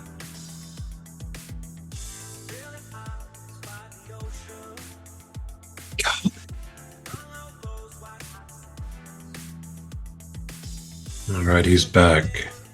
Hello, this is a free call from Yo. client at the Mooselake Secure Treatment Facility. Calls are subject to monitoring and may be recorded. Your call will now be connected. Thank you for using GTL. Yo. Yo. Continue, my friend. Yeah, so then after all of that, like I said, I lost my job. I lost my job. I lost the crest council. I received RS3 for 10 days, which is basically restricted to my room, except for 10 minutes on top of the hour for each hour. 30 minutes for hygiene. I can go and get meals from the town hall. So that's pretty much it. Then there was also repercussions from my group. When I went to my group and I expressed how I felt, and I told each person in that group we all have a civil duty as Americans. Whether we know it or not, we took an oath to uphold that Constitution, democracy. We cherished it. We earned it. Our forefathers earned it. And they kept trying to ridicule me and say that I was doing things wrong and I didn't have empathy for anybody. And I just couldn't believe how Berglan the people here are. I believe that is a big problem, a huge problem here. We lack unity, and it's our own doing, even in society. The acceptable norm is greed over everything else. Most people would expect to get something to do anything, and that's the problem. Also, a lot of people here have lost hope. There's not hope because they've done the program. Any approach is without merit because the people who run this place are corrupt to a point where it's non-justifiable why they keep people here. Sure, I'm dangerous. Sure, I abuse society's trust. I understand that. But there's a thing called rehabilitation, and that rehabilitation is one of the aspects for going to prison here in the state of Minnesota. When I went to prison, I became rehabilitated. I understood and recognized that I have an identity. I'm not just a black man. I have a culture. I have a nationality. I have a religion. And those aspects allow a person to recognize and acknowledge their higher self. Each person has a lower self and a higher self. Those are all counterparts of my higher self. The lower self of me, the drug, sexual offense, victimization, and any crime that I have committed. Recognizing the lower self allows you to appreciate and ascend to your higher self. And I achieve that. I know that I'm worth more than just using drugs, selling drugs, offending against hurting. I know that. I've recognized my people. And to no prevail. This place will not let me out. I can talk to my blue on the face. The disorders that they have attached to me are based off of static factors and historic factors. There's no current patient that I develop one here that justifies them still applying that disorder to my name, which binds my body to MSOP. And it's unfortunate because essentially I'm just a person who has a criminal record, more specifically a person with a criminal record abusing people sexually. So society's painted pictures through media and propaganda that sex offending is unbelievably bad and there's no hope for them, and that's not true because I am the proof of that. And what happens when you have congested material and you feed that to an entire population? You have 1 minute remaining. Entire civilization. You get the concepts where hate and fear defeat entirely. And what that does is it causes people to do harsh things, things out of impulse, as funny as that is. And that's why you got places like this. It's unfortunate. There's value here because the treatment of the material they use is valuable, but the way it's being administered is completely illegal and unbelievably wrong. And I don't support it, and I wish that we could be free. Well, man, I'm going to do my part to help get this message out to all that will listen. I'm rooting for you. I love your way of being. I love your attitude. I love your mindset. And I'm rooting for you, man. I really am. Thanks a lot. Yeah. Do you have any last words? Amen, bro. Amen. All right, I'm praying for you. And I don't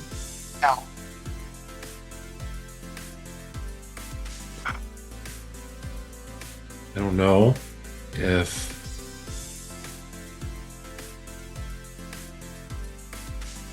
if anyone else is calling. Probably should have asked, but I like his attitude. And he gets it. He didn't make excuses. I just thought he was honest.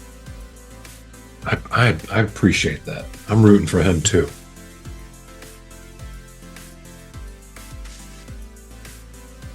Hello. This is a prepaid debit call from a client at the Mooselake Secure Treatment Facility. To accept this call, press 0. To refuse, calls are subject to monitoring and may be recorded. Your call will now be connected. Thank you for using GTL. Hello. Hello. Hi, Robert Smith, Berglan. Hi, Robert. How are you? I'm doing fine. Just talking to Mr. Wilson, Dan Wilson with Ocean, and he gave me this number to call, and ready to roll whenever you're ready.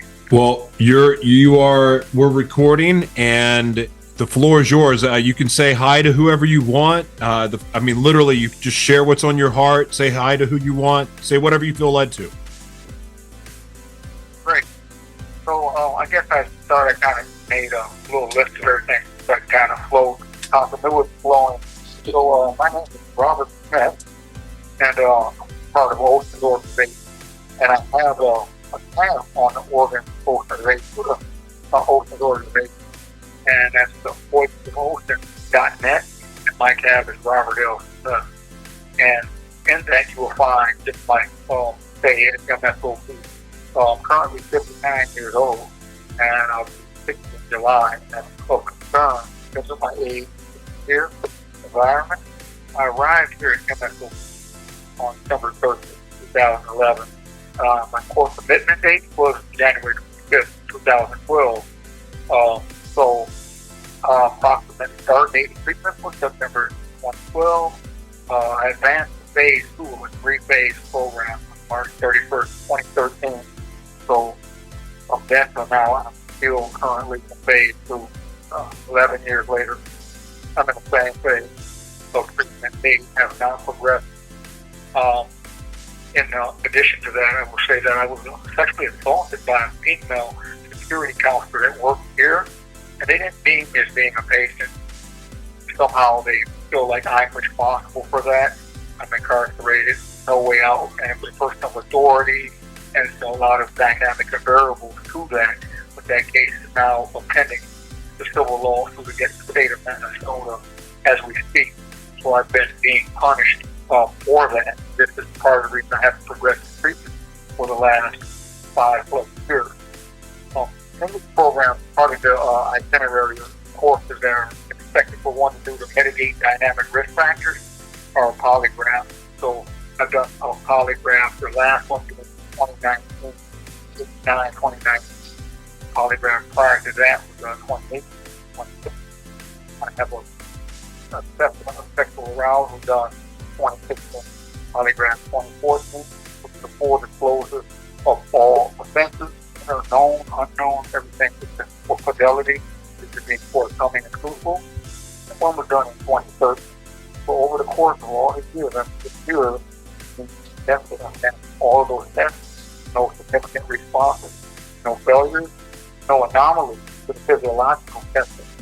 So I have no not person, not aroused and triggered or audio, video, or any of that. Also, I would like to add that I did a Minnesota personality MMPI inventory too. It's a million clinical multi-axle inventory 3. And so all of the things I've done and personality tests, I expected to be here at this point. And I reached what I call, and what is deemed by law, is called maximum treatment benefit. And that was something said in the clause that's pending in federal court right now. A circuit Department of Justice has made us URI free to support us, the plaintiffs, for being held here for definitive detention. And it's punitive. We can't be housed like this. This is a one-size-fits-all program. Guys that are suffering from different diagnoses, some mental, some sexual, some pedophilia, paraphilia. They don't know who belongs in what phase of treatment and how to separate the group. Basically, this is a money pit. They're just dumping people here, and they're making a lot of money. And here I also have, for the majority of my time here, my therapeutic experience has lacked compassionate care, human factor, to accountability, vulnerability, and self-exposure. I broke myself down into consistency and resilience. I'm building my self-esteem. Once again, this is why I'm at the point of needing reintegration, not further treatment. And I got my... No, go ahead. Okay. And just, I got like a little breakdown of treatment curriculum. This was, I printed this off in 2020. So as of then, I've got approximately, psychoeducational modules here. I've got over 846 hours of psychoeducational modules. Those modules are designed to mitigate dynamic risk factors. So that's all you can do with psychoeducation. Maybe looking at reflecting where you were psychologically, mentally at the time of the offense. What here was our work dynamic thing, relationship stability, with our stress group, drugs, alcohol, all those type of things. It makes sense to me, neuroplasticity, to make new channels, new ways of thinking, to reflect back, to be able to solve those problems here in the present and do something different in the present. And in that way, I can kind of speak to what the future looks like. In my understanding, I'm here for current observable behavior. If any of those diagnoses are presenting themselves now, they are not. And then volitional control at all times. I don't fight. Really, I don't break any rules. This place is more punitive than it is a forensic treatment setting.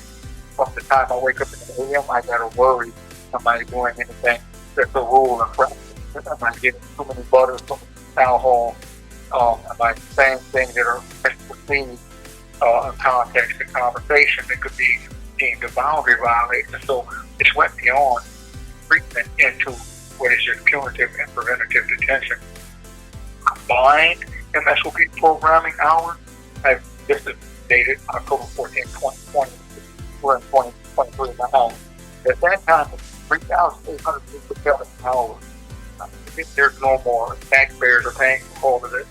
At this point, it's detrimental to my psyche because it's having an adverse effect.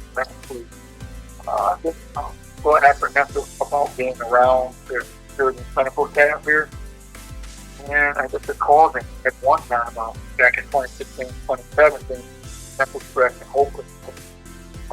Psychoeducational modules, there are 34, and I'm taking those over and over so many times. I've got like 4 to 8 with press play repeat, which they're doing with it now. And move on along to this. Since I've been here, I had 16 different therapists, average of probably 18 months per therapist. They really don't care if not me, it's just staff availability, same positions, they stratify, they go up to higher positions in here. It's all about money. They leave, they come back. Go to a different unit, they get a different therapist. They're not really qualified to do specific therapy. This place is not certified, it's not recognized as let's say a certified sex program by the APA, American Psychiatric Association. So they're not even part of it. These people here are considered facilitators. I have a GI score. They're like educational scores where they do testing like reading, writing, comprehension are 12.9 plus. Some of them are 13.0. My educational background, I'm a welder by trade, 4.5 years. I'm certified through Century College, White Bear, Minnesota. I'm a carpenter. I'm an architectural draftsman, 2 levels. My IQ is the word I'm looking for. I'm rambling. It's somewhere I don't even know. They don't even know for sure. I'm African American, so from their account with their IQ test, somewhere around 105. I'm in the average upper range of the average on IQ test. I think relatively for my demographic, being African American from North Minneapolis, I would think it'd be more than that, more pliable than most people. They come from where I come from. It's easier for me to gainfully employed because of going to school and work and things like that. I'm taking psychology, sociology, fine arts, political science. I am not mentally ill. I do not suffer from a sexual diagnosis, and I can't find my way out of it. Like it has been here definitely. But yes, I got a pretty nice, educational background. I could function in society and compete in society, thrive, just like anyone else could. My last felony, Vic, was 2003, 20 years ago. So then they used a thing called DSM-5, Diagnostic Statistical Manual of Mental Illnesses, GAP score 70, that's really high global area of function, what GAP means. Some of the psychologists here have an 80, I have a 70, right under them, assessment to function. This environment isn't allowing me to thrive. It said that it was fearful or perceived that I could be compensated in a while being in this type of setting and not able to thrive and get out and do things that I'm trying to do academically and through vocational colleges. So I'm thumbing through these papers as I go. If there's anything else that I may have missed. Diagnostic criteria. I just have it here. Clarified definition of therapeutic. There must be clear specifiable event mode of sexual gratification there must be evidence of a pattern of arousal in response to this even mode gratification that is reoccurring and intense and occurs over a period of at least 6 months. Most of the guys here do not meet that criteria. I certainly do not, and I can speak for, I would say, 95% of the population here do not meet that criteria. We quoted law, like I said, we're in the 8th Circuit, and of note is Sean Sullivan claiming for the government of the United States of America. It was decided the High Court of Justice Bench Division, Royal Court, over in London in 2012. It would not send Sean Sullivan back to America because they were afraid he would wind up in Minnesota in MSOP sex offender program, which was a violation of human rights of indeterminate to recognize and not treatment in some place would treat someone and release them for mental illness, treat them and reintegrate the person at some point. If I'm here talking to you like I'm talking to you now, unless I have my full faculty flowing, news going, I don't sound mentally ill to myself. I don't. No, you sound great, actually. I'm sitting there going, I would hire you. And I got a grant that are more advanced in America, a religious organization here with civic responsibility to the younger guys, like kind of a grant that makes and just that civic responsibility, getting license, voting, being citizens, character, what I'm working on here now to better myself. And let me say this to you too, Paul, I have here. I was just thinking about the most costly form of punishment taken away from society, the money that are needed to educate the youth through better schooling, healthcare system, and infrastructure highways. They're spending it here, wasting money, taxpayer dollars for what we might do in the future. And in this area here, nickel, iron ore, and gold mines. This is this area up here, the gold mine for of those mandated reporters that are willing to turn a blind eye on the things they just reveals it. But this is ridiculous. Oh, wow. Any questions? Can I cover? Yeah, I actually, I would like to know what, like, I mean, for all the crazy that you have to do, what's keeping your spirit so high? So for that, doing the right thing, and I'm not Stockholm syndrome. I didn't buy into that. I don't empathize with myself. I'm advocating for myself, and I do it at a disadvantage. That's what my spirit high. I know I'm correct, and I know I'm doing the things I need to do to atone. And with that, I feel, my complacence comes from, I know I have atoned for my past. So that's me. You need me to call back? Are we good? Or I can. No, if you have more you want to say, you can call back. More, maybe about 5 more minutes. Okay. Yeah. Okay, I'll call you right back. Yes, sir. Bye. I like that guy. I like him. Wow. The elements of it are traumatic situations, which they've caused for me, that isolating me from my family and taking me out of my demographic, Minneapolis, the inner city, and bringing me up into these woods up here. I have nobody I can contact, any religious organizations, civil organizations. These phones are monitored. We can't call straight through.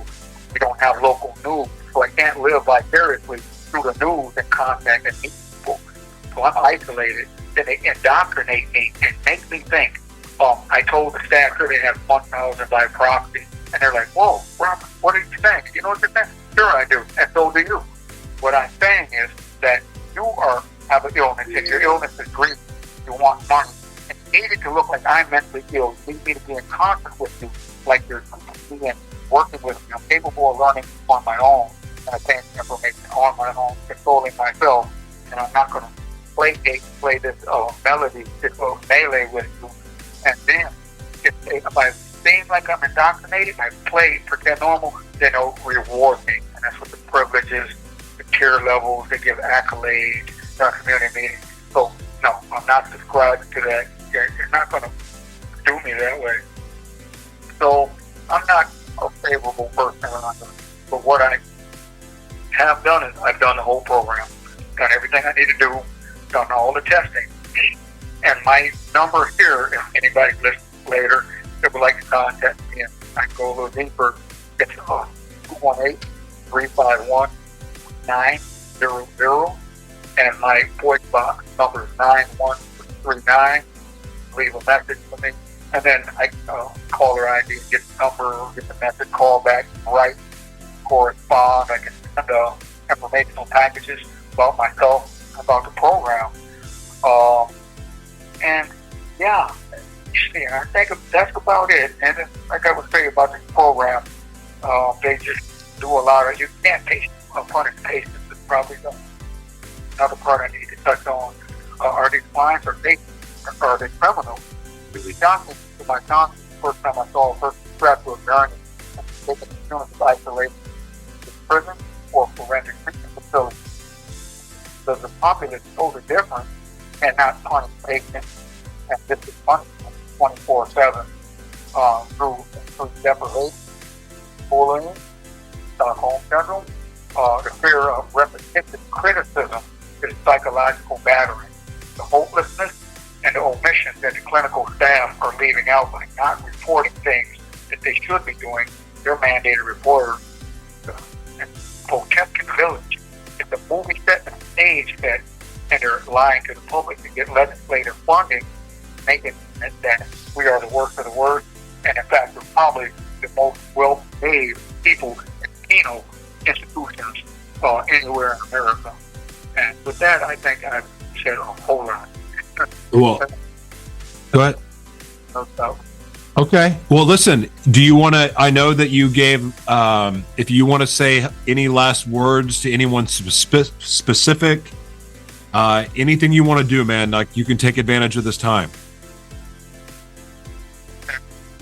No, what I was doing, I was just hoping that someone blog would hear me podcast that is a clinical psychologist, forensic psychologist. I really, really need help to be able to sit down and have an interview. Everything they charge is $5,000 here. We don't make that kind of money. We make $5 an hour. We got to buy our freedom, and we got to employ people that are non-affiliated with special review boards or CAP, commitment appeals panels. And if we bring our own non-affiliated forensic psychologists in, and then they go through the SAPROM scores and the dynamic risk scores, static risk scores, all these actuarial tools, and that person deems that I've reached maximum treatment benefit here, then I qualify for a lesser restrictive alternative. But right now, I'll die. Steps up and say, well, hey, we'll do this pro bono, or we'll do this at maybe a cut rate for this guy here. You know, other than that, I'll die here. And I haven't had discipline really in like 3 years. Haven't even been in trouble. I try to be a good person, and I'm just trying to appeal to anybody in society that could help me and be an advocate to me with housing, with jobs, because I could put together a relapse on provisional discharge plan that people can't just pull apart very easily. If I have housing, if I have a church pastor backing me, if I have someone willing to employ me because I'm a welder, if I have someone who is interested, clinical psychologist, or someone that's a therapist wanting to interact with me, correspond with me, being advocacy. These are the things that we need to address and dismantle this program, this outside intervention, people keeping an eye on this place, because without society keeping an eye on it, these people are rolling around, they're not accountable, and they're just duping society. They're getting free money for nothing. And yeah, I was really excited to make this call today.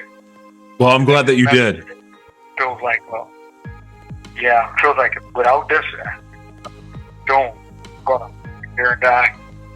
And I hope that possibly we have another podcast like this, maybe. Probably hook up, do this again. Yeah, you guys are always listen. I'm here to support you all any way I can, and if this is the one way I get to do it, then so be it. I am. You do a great job in representing this cause, and you're another person I'm rooting for, because I believe that once you get outside of those walls, you're going to do great things for the world, man. You really are. Yeah. Thank you very much. And appreciate it. And that goes for you too. If you would like to, leave me a message up there, anybody, anytime, 218-351-1900, extension 91339. That would make my day. Sure. Somebody correspond, make a friend, cut everybody off from, even family is like that they're giving up, and that's like, wow. So, well, I'm still trying. You can keep my number as well, and if you ever just need to talk, don't hesitate to reach out. I mean, I'm not always available, but I will always, if I'm available and the phone rings, I will answer it. Especially from this number, because I get calls from there all the time. So if you ever need to chat, don't hesitate to reach out, man. Okay, appreciate it very, very much. Everybody's listening. Thank you very much for listening. God bless you, bro. Is anyone else calling? Do you know? Yeah. All right. Bye-bye. I'm just going to put somebody on here right now. Okay. Okay. Thank you. Appreciate you. You too. We'll be right back. Hello. This is a prepaid debit call from a client at the Mooselake Secure Treatment Facility. Calls are subject to monitoring and may be recorded. Your call will now be connected. Thank you for using GTL. Hello? Hi. Who am I speaking with? Hi, this is Joshua. Welcome. The floor is yours. Say hi to whoever you want. Share whatever's on your heart.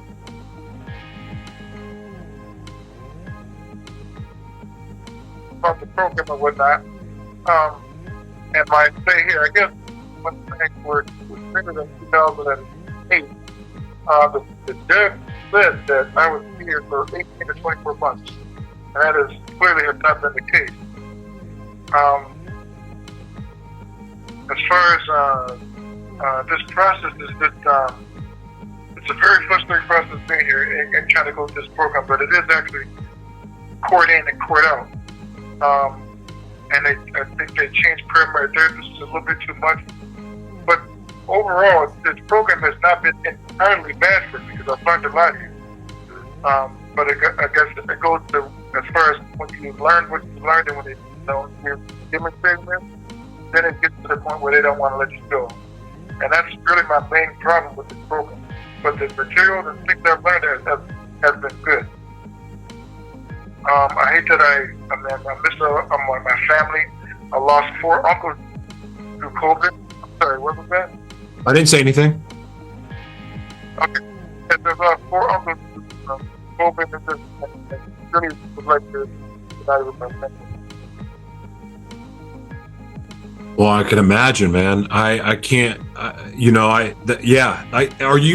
can you talk about like what visitation is like?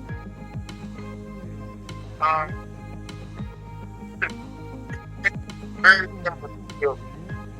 When I first got here, it was not like that. I could order a pizza or I could order Subway sandwiches, and I could with my family in 2008, 2009, where this was permitted to happen. Now it's just nothing like that whatsoever. And it's actually more like DLC. So visiting is not as comfortable as I would like it if I'm not supposed to be locked up. And once the COVID hit, I guess visiting has been a lot harder. But it's still, I guess it's a very frustrating process, because the guards, I mean, they're not in your business, but they kind of are. Hmm. So it's not an ideal situation for visiting. What's it been like not having real like human contact as far as, because from what I understand, you're hugging and things like that are not exactly allowed. So, I mean, as a human being, we want to hold hands, we want to hug, we want to, like, what is that like not being able to do? I mean, I can take people's hands and I can do that type of stuff. But as far as like grandpa, that's something that I don't think about because I don't have an option there. They permitted somewhat more when we're doing a memorial service to somebody who passed away. Then people have been hugging each other, patting each other on the back. But other than that, it's really not. It's not an ideal behavior to have in here in this program. I just think that, like I said, if they put more energy into it. Once someone has owned their behaviors and displayed that things are going to be different, that they just don't want to let you go into that point. Golly. But yeah, it's difficult, and like I said, I try typically not to think about it too much. Yeah, I can understand why. And I apologize if me asking that brings up anything for you. I just was genuinely curious. No, it's a sad reality that I'm bringing to the forefront, and if it helps our situation, then more power to it. But no, my biggest thing is just getting back to my family and my kids and back to society. Yeah. So, as far as the questions go, if you don't know these things, then by all means, if I can do anything to help you with that, that's what I want to do. No, I've just never asked that question before, and I was curious because I after all of this, the last 2 days have been 2 hours each day, and everything I've been hearing, I wanted to literally reach the phone and give all y'all a hug, and then you talking just made me like I don't know. I just felt led to ask that question because wow, yeah, it's just like the things that we take for granted on the outside is it's adding up pretty quickly right now. So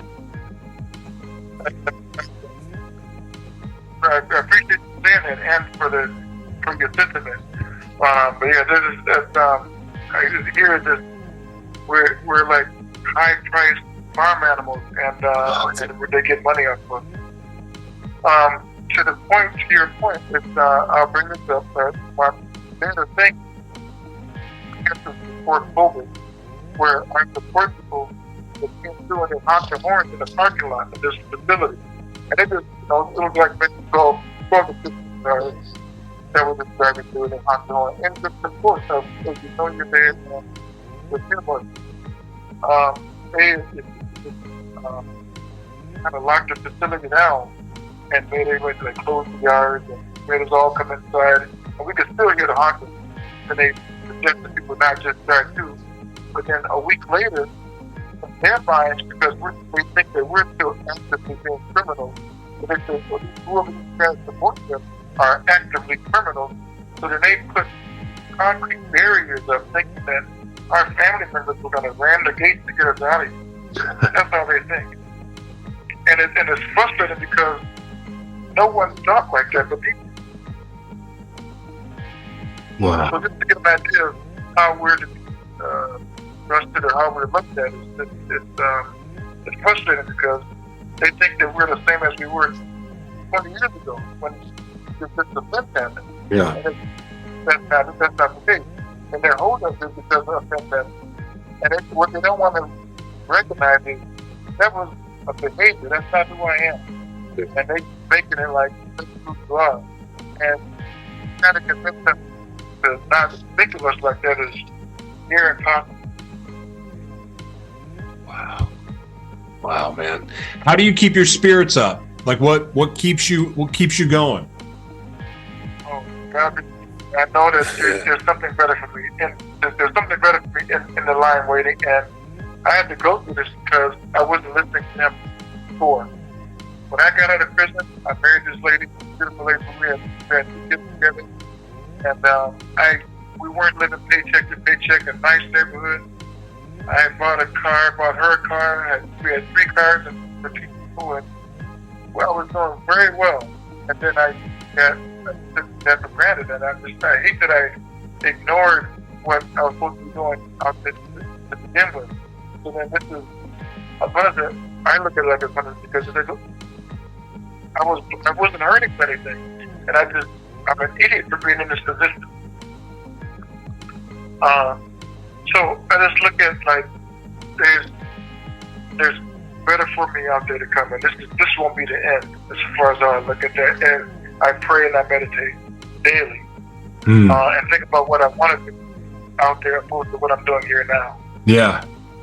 Oh man, I love that. That's probably the most inspiring thing I've heard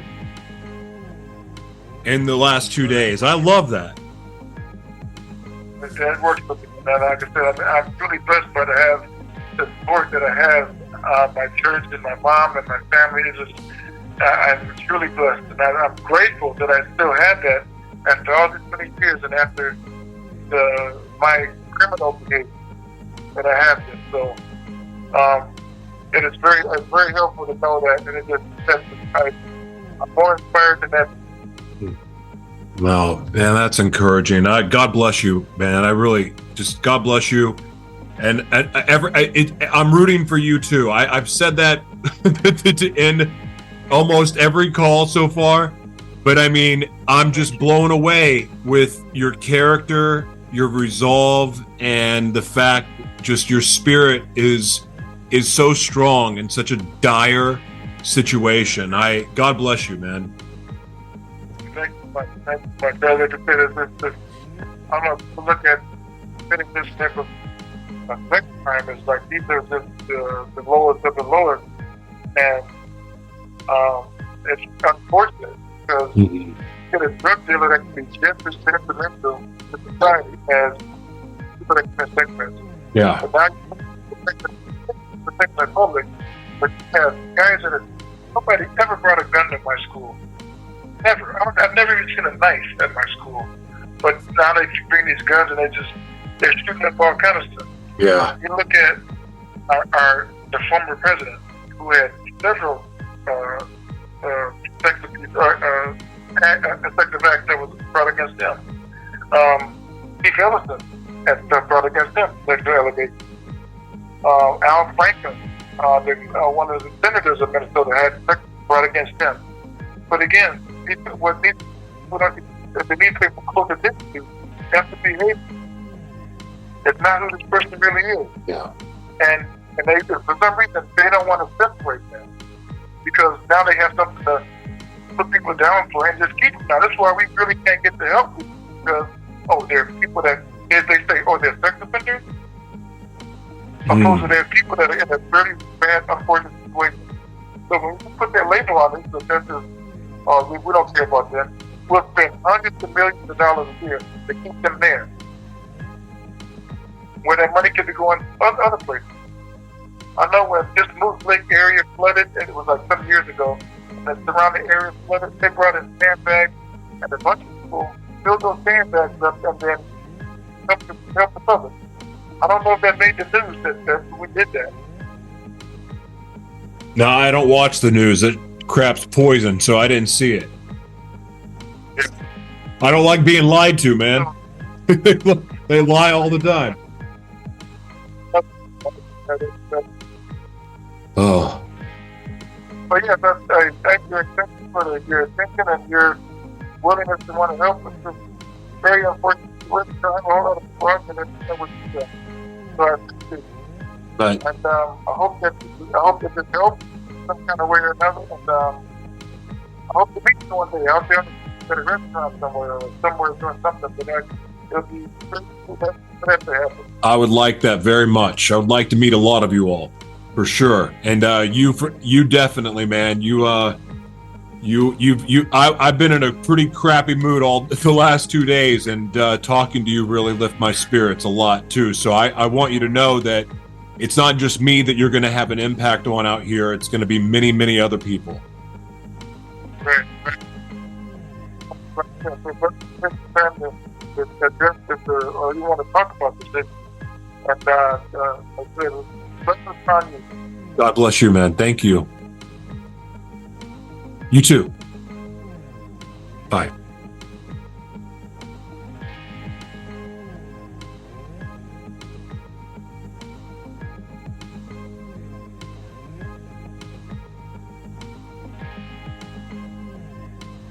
I like him too. I know I keep saying that, but I do.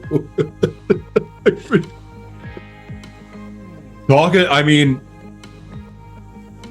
like, you just never know that some of these guys have been accused of just awful crimes. Oh, it's awful to be falsely accused of something. It's so awful.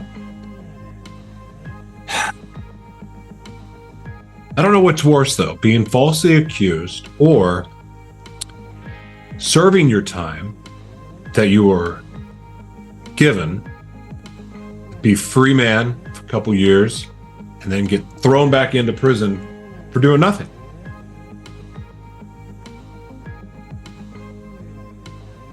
I don't know what would be worse. We got another call. Hello. This is a prepaid debit call from... Calls are subject to monitoring and may be recorded. Your call will now be connected. Thank you for using PTL. Hey, Hi, Terrence.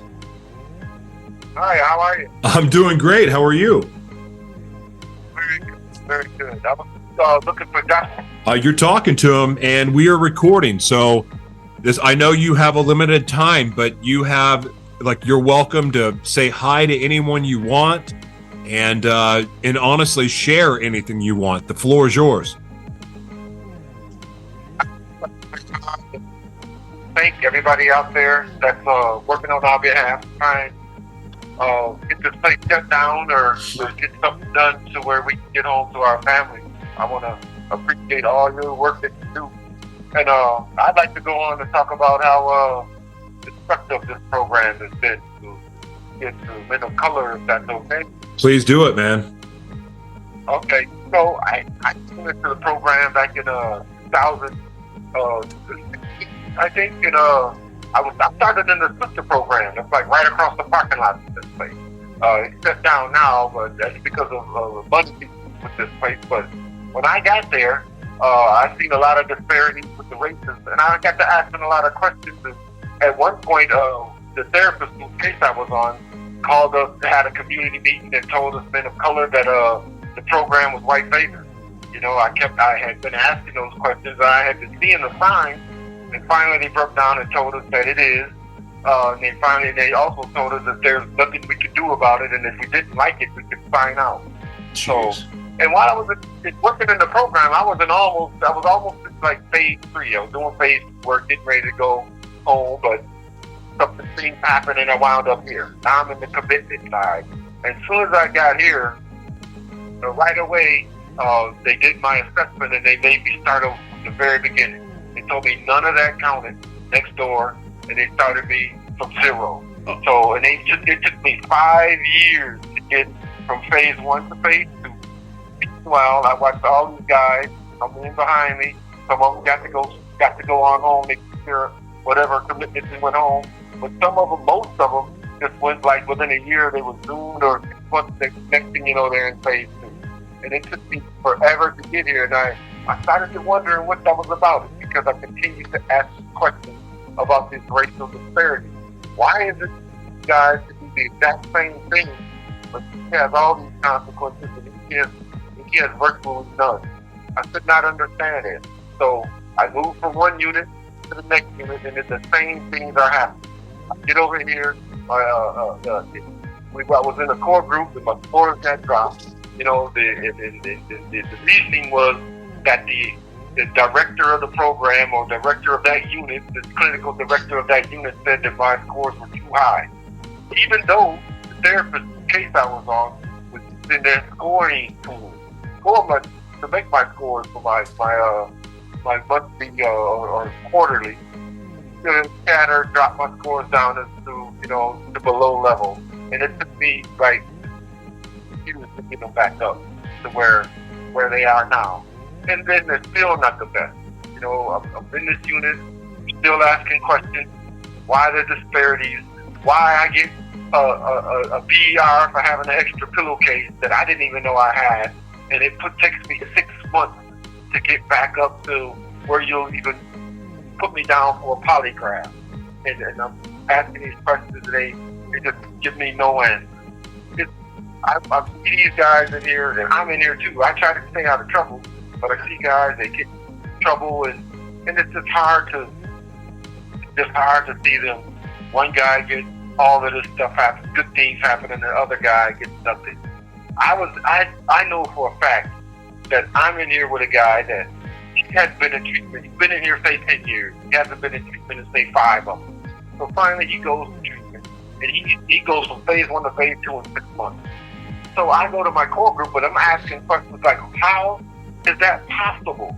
The only thing I seen different between him and I is he was white and I was black. The only thing. I've been in program this whole time, and I've been here 7 years now. This entire time, why am I not progressing? Why am I looking around and I'm seeing these white people move forward, it seems like? And I'm not a racist guy or anything. It's just something's wrong with this issue here. Something's wrong with this place. And I can't get any straight answers. The therapists, I see who they interact with, and I'm not the only one. There's a bit of color in here. Sometimes we have these little discussions, and we wonder why it seems like we're being overlooked. We wonder why it seems like all the attention is going to people that don't look like us. We seem to be like pushed on the back burner. There is a totem pole here. There is a hierarchy here. And one thing we do know, we all of men of color do agree on, is that we're at the bottom. You'll see these guys moving forward, these guys going down south, preparing to go home, and we still sit here. And we just sit and rock. I know there's only make up like 12% of the population in this place, but it's just like we're the ones that's not moving anywhere. We're just sitting. I'm just sitting here. I've been ready to take like my polygraph that'll send me down so that I can hopefully get down south and start moving towards being released or whatever, but nobody says anything. Nobody's telling me anything. I'm just sitting here, going to the group day after day. If I ask questions, the therapist, he just nods his head. He don't give me any explanation for anything. But the more American, and it's also it's disturbing to know that it's like we're the only culture that don't have religious practices here. What is that about? You got the Wiccans and Jewish people, and you got everybody else got their religious times. We have nothing. What is your religion? I'm a Moorish American. Okay. We don't have any Moorish services. Now, when I was in the prison across the street over there, we had Moorish services. And every other prison I've ever been in, there's Moorish services. But here they're giving me to run around, giving us to run around about why it's not being allowed. And none of it makes sense to me. Mm-hmm. All I know is when I approach one of the people down in the religious library or the religious area, the young lady said something about some guy that tried to get it before that came across as crazy or whatever. So that was a character judgment in itself. But anyway, the point is, they're not helping with or working with us in any way, shape, or form. But even something like that, and I thought the religion was at least the right, it's just, again, the same thing. Everybody else have theirs. We got nothing. And all these other guys moving forward, and me and my people just sit here and rock. Be particular. I'm in a core group, and I explain these things to the therapist. That I'm culturally sensitive and things like that, and I just don't understand it. There's no therapists that look like me. There's one. He's from Africa, though. I'm African American, so Moorish American. It's like there's nobody here that looks like me, so there's nobody that can really relate to me. I'm urban, so, and I'm up here dealing with people from the country. A lot of them from the Iron Range, and racism is like really high in the Iron Range. So go up to the desk, and there's 5 white guards sitting there. Then you got 3 white inmates sitting there, chopping it up with them. And if I'll go to get something, maybe take a piece of paper or something up there that I need, maybe to run through the printer or something, I get the dirty looks. I get the this and I get to that. It's to the point where I won't even go to the desk anymore. I don't even go up there. If I need an envelope, something, I just write it by hand. If I need something copied, I wait till or have sent somebody up or sell somebody else up there. I won't even go up there. That's how tough it is. That's how miserable it is going and trying to interact with people. And it's never. They're so blatant with their I call it racism. I call it their bigotry. They're so blatant with it that it's disrespectful. So I try not to even interact with any of the team because they're all white. I try not to interact with any of the staff because they're all white. I mean, everybody's white. You know, and except for the brothers running around here. And they just thought, that's so bad. And I ain't saying it. You hate whitey or nothing like that. I'm not saying that at all. I'm just saying. But what I am saying is Jim Crow is a lie. I'm saying racism is a lie. I'm saying bigotry is a lie. I'm saying it's systemic and it permeates this place. It reeks in this place. And if you try to bring it to their attention and try them to become culturally sensitive, they blame it on me. They're trying to tell me I'm seeing little green men from Mars, or that it's something wrong in my head, or Jeez. and then it's disrespectful. You know, I'm a 55-year-old man, and I've seen a lot. You know, done a lot. My parents were both born in the 30s, so they've been through a lot. Yeah. They've seen a lot. They've seen a lot. So when I try to bring them up on culturally sensitive issues, I read a lot of cultural books about those types of things. Spiritual books about those, and I can't get them to understand or sympathize whatsoever with the plight of the black man in this country, or in how it relates to what's going on in this particular system. They just don't want to hear it. They just don't want to hear it, and it's disrespectful. I mean, I wish they was somewhere down near the city that they could send me, or because it's just so. You got to understand how disheartening it is and how hopeless I feel being in a situation where I don't believe there's anybody in here on the staff that cares whether I get back home to my family, that has any empathy or sympathy at all for my situation. I did 128 months in prison, and after that, I got sent here. And 7 of those years in prison I spent in their program, their sister program, to this program. And I went from there, here. And when I got here, they started me over. I've been here 7 years now. I don't have an out date, and I don't have anybody that's willing to help me get home. No, I've made all these changes, and I don't have anybody that's willing to listen. I go to this SRB panel. You know, and not only it's difficult to look on this television screen with these 8 different boxes and these 8 different faces, and they're all white. You know, they're all powerful white people, and they look at me, the poor black man, and I'm expecting some type of relief from these people is impossible. And you know what I get? Nothing. I get absolutely nothing. They tell me go back to the drawing board. Everything. I've been to this SRB thing twice now, and they just keep telling me that you need this. Go back the next time. There could be a whole other list of things that I need to do. So I've completed those, and now I'm expecting China to go back again. I applied a year ago, and I haven't heard a thing. So I'm trying to get back to them, and I already know. When I go there, they're just going to give me another list of things to do and send me right back in this place for another 7 years. And it's disheartening because my brothers are dying off. My mom died. My dad's dying. My family's dying off, and I'm sitting here for no good reason. I've done their duty. I did their time. I did everything they've asked me to do. Everything. And they won't even give you the time of day. You got therapists running through here, staff, they won't even give you the time of day. And the way they look at you, you know what it's about. You know what it's about. Because it's the white guy or the other guy right next to you can ask the same question or approach them in the same manner, and their whole manner is changed. But when they turn and look at me, it's a totally different thing.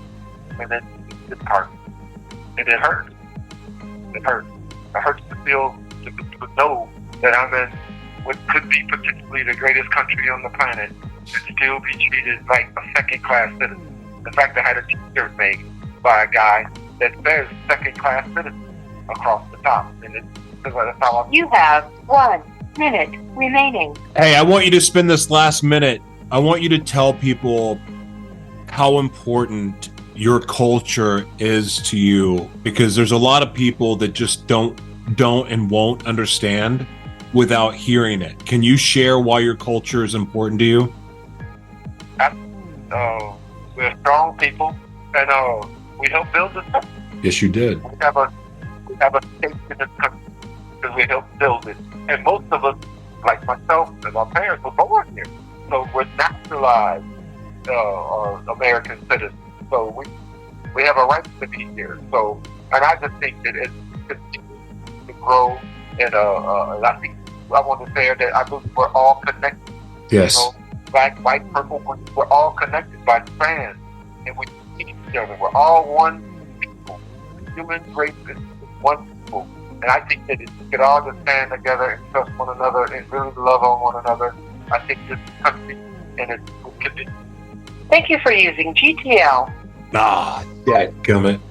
Well, I that may be it. He in that reference that he was making about building this country, they built our cities. African Americans, of course, you know, people from all over the world, and a lot of cultures did, but African Americans helped build the cities here in Minneapolis, which is one of the coolest cities ever. San Diego, Chicago, Philadelphia, New York. When you learn about gentrification and redlining, there's another one I'm forgetting about. Dadgummit. But I mean, like, they legitimately have been screwed, African Americans. And I know that it's, you know, some people say, well, get over it. You know, racism's dead.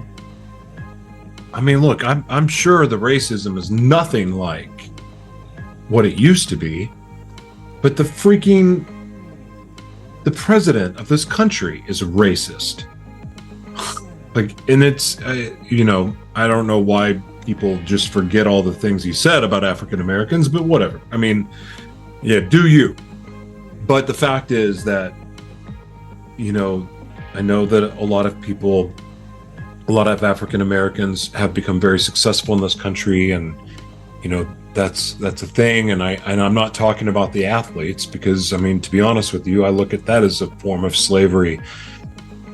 I think that all of us are in a slavery system, financial system that is slavery, this financial system we have. And yes, of course, there, you know, people can make it, and there's people that can do very well.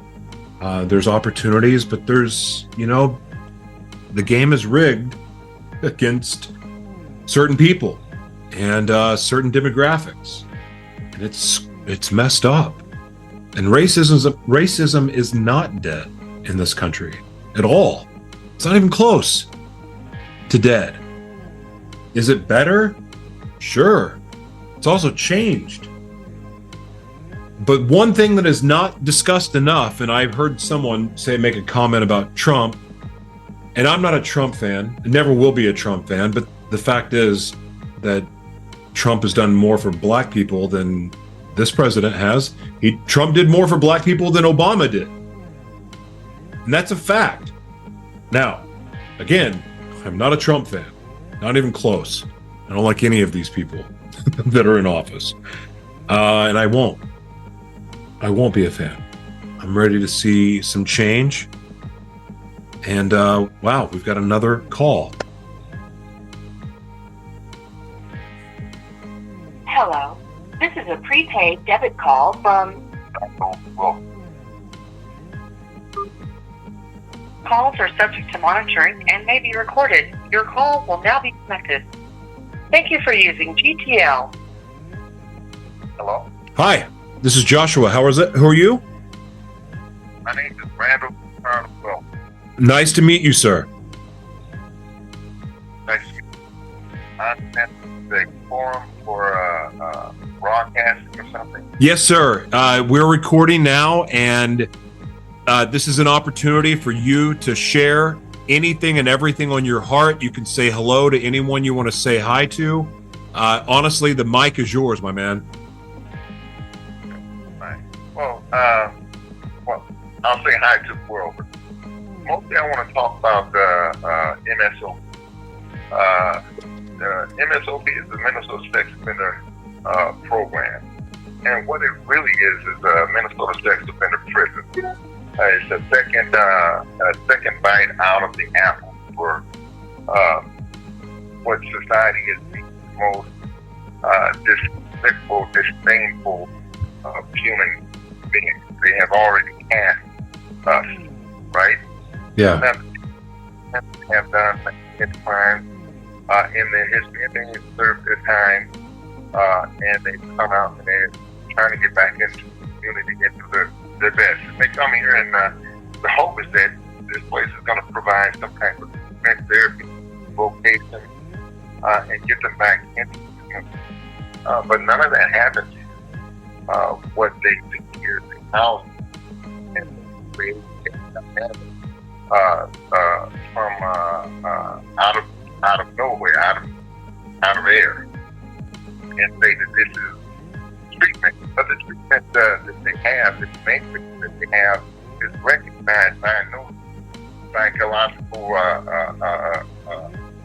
school in America, and its success rate is non-existent. So you have a place that says they want to help get back into the community, but it's going to take them 30 years, and they base their diagnosis of you on things that happened 20 years ago.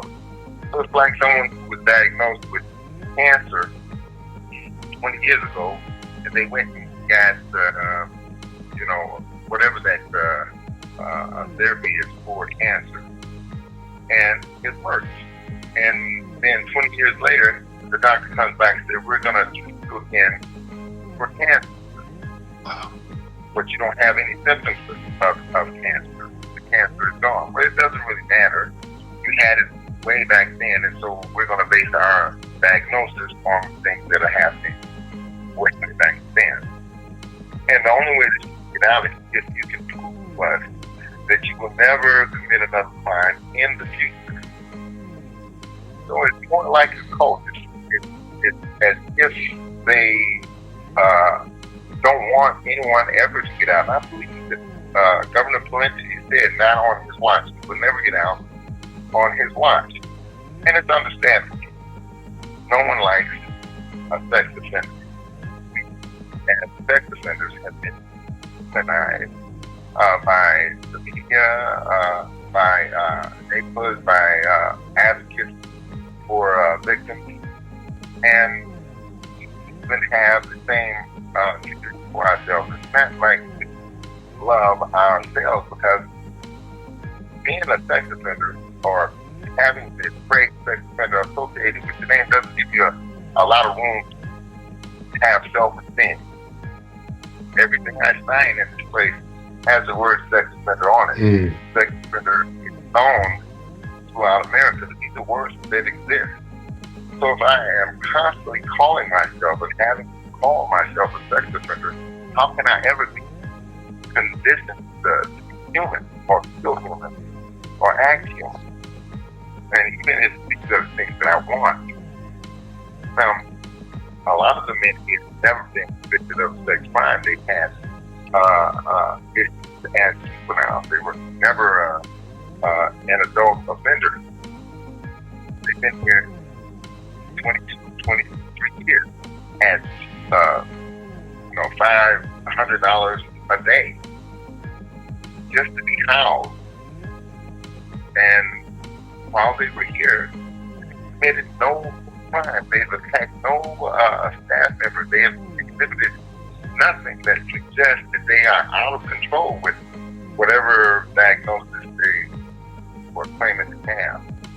So I'm thinking that if the right people looked at this place, they would know something is wrong. There's a scam here. Yeah. There are places out in the community that can actually help people get to a point where they can live and navigate their lives in a community. If you get out of the penitentiary with a sex crime, your life is going to be different, period. You're going to have to live a different life. You're going to have to find a different way home from work if it's going past the school. That's how your life is going.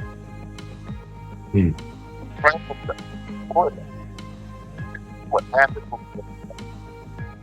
after death, the life for you. And I get that. This place does not really concern itself with that. Their concern is more with what can we deny them. First Amendment rights are denied all. Religious rights are denied all. Here, gender bias absolutely perpetrated. Here, these men are not treated like clients. They're treated like prisoners. They say that this is a treatment center, but if you walk through here and just use your eyes, you have to say this is a prison. But they don't say it's a prison. They say don't listen or see with your eyes. Listen to what we're telling you. Who's going to believe? Us or your lying eye? What I'm asking the public to do is stop not hearing it. What the truth is, they're wasting your money. It's $115 million a year to run this place. $5 million of that goes towards employees. And the employees have no success rate. None. I mean, if you were taking a PO to solve a problem, and the PO didn't do anything for you, but gave you headaches, I assume that you stop taking that PO and try something else. Going to that. It's the same thing over and over and over again. There's a condition that is known as treatment fatigue. And what happens is that a person does the same thing over and over again. After a while, they become numb to it. It's no longer worth its like. If you say to your wife, I love you, but you keep on it. You can't come back and say, I love you, but you get on her again. And this was the fourth thing. After a while, the word I love you is nothing to them. No, it has nothing to what you really. Wow. You know what I mean? Mm-hmm. So they have a lot of lawsuits against these people in this place. And there's some who are seeing it. There's Senator Sandy who is looking into this. There's the Department of Justice who's come in and taking a look at this place. Every expert who has come in here said that these people are in violation, but they are still running. Why do you think that is? Why do you think that this place is capable of running the way it is without scrutiny? There's only one real reason. Because if this was a school with schools in it, everybody would be in an uproar. Yeah. If it were a place with your family members in it, your elderly in it, they would be in an uproar. But who wants to step forward for a sex offender? Mm-hmm. They're not stepping forward for a sex offender. You're stepping forward for a citizen. These are citizen rights that you're fighting for. The right to be heard, the right to have your name in court. So that people can't come and read the book and say, I can tell by this person's look that he is a criminal for the rest of his life, and that in his future there is crime, unless this person is some type of god or just becoming something like that. This is not true. What has happened is that the sex offender program and the commitment process has become a political soapbox, and well, it gets votes. I'm hard on sex offenders. You're not, because the sex offender recidivism rate is exactly the same as it was 10 years ago, 15 years ago. It's not going up higher. In fact, sex offender recidivism is the lowest. The only thing that's less than sex offender recidivism is, murderers. The money that they're waiting here, that is spent for programs that actually work, and you spend like 10% of the money. The rest of the money can go towards daycare and spending money on job promotion, vocational things like that. Recently, I found out that one of the main people who was running this program, Mr. Benson, retired recently. Went to, I think, Atlantic City, and he bought a casino.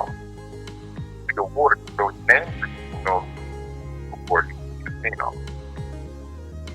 People come to make money. Somehow something is happening to them, and people are making money on it. And no one cares, because people who are in locked in this place are considered the worst that exists, but it used to be to them. I'd say 80% of the people here can function on the street. I'm pretty sure that 70%, 60% of them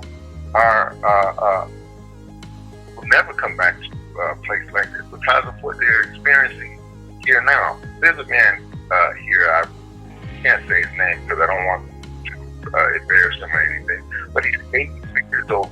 He's a doctor. He actually gets up, goes up the stairs, and runs around, trying to maintain. It takes him a minute to walk from the phone to the microwave. That's about 50 yards. Like, under the recidivism rate, will not commit another crime ever. They're going to let them die here. And they don't want me to say that. And they don't want to have you hear that. They don't want pictures of the rooms that they have where they let you die, but that's what happens. They'd rather have you die in that room than die with your family. One therapist said, he said, why don't you let them go home? Well, we don't know if he's still capable of committing a crime. He died, I think, 60 days later. In bed, unconscious almost. When he said that he no longer works here, but there's been an exiting lately of a lot of people that facility for whatever reason. What I say is nothing. Did nothing change. It's nothing for the worst of society. Did nothing change. You become a part of the problem. And then when it starts to affect you in your neighborhood, when it moves down into your neighborhood, and you can't stop it because of the momentum is so I don't know. You have 1 minute remaining. It's so fast now because no one has stepped forward. Then whose fault is it? The men who have served their time were promised an opportunity to be a part of their community if they rehabilitated themselves, which they did in prison. None of these men were told in the prison, in the courtroom, that they were mentally ill or had any mental disability, so they could go to court and fight their case without that being expense for them. And then 20 years later, all of a sudden, it's a part of their way of committing people, especially minorities, the gay community, African American, Native American. So, Thank you for using GTL. Ah. Huh. don't like it when it abruptly cuts off like that. Oh. Well, I don't think there's any more people calling. I've had no idea. I don't know. Maybe someone will, but I didn't even know this many were going to call. That said, I'm grateful for all of the people who did call and shared what's on their heart. And I want to thank you for listening. It's been, well, not quite 3 hours, but getting there. Thank you for listening. I would appreciate if you prayed for the people that are locked up and their families, because their families, the families need prayer as much as they do, the guys that are locked up. And God, it's not easy. It can't be easy for them. There's a lot of people going through things right now.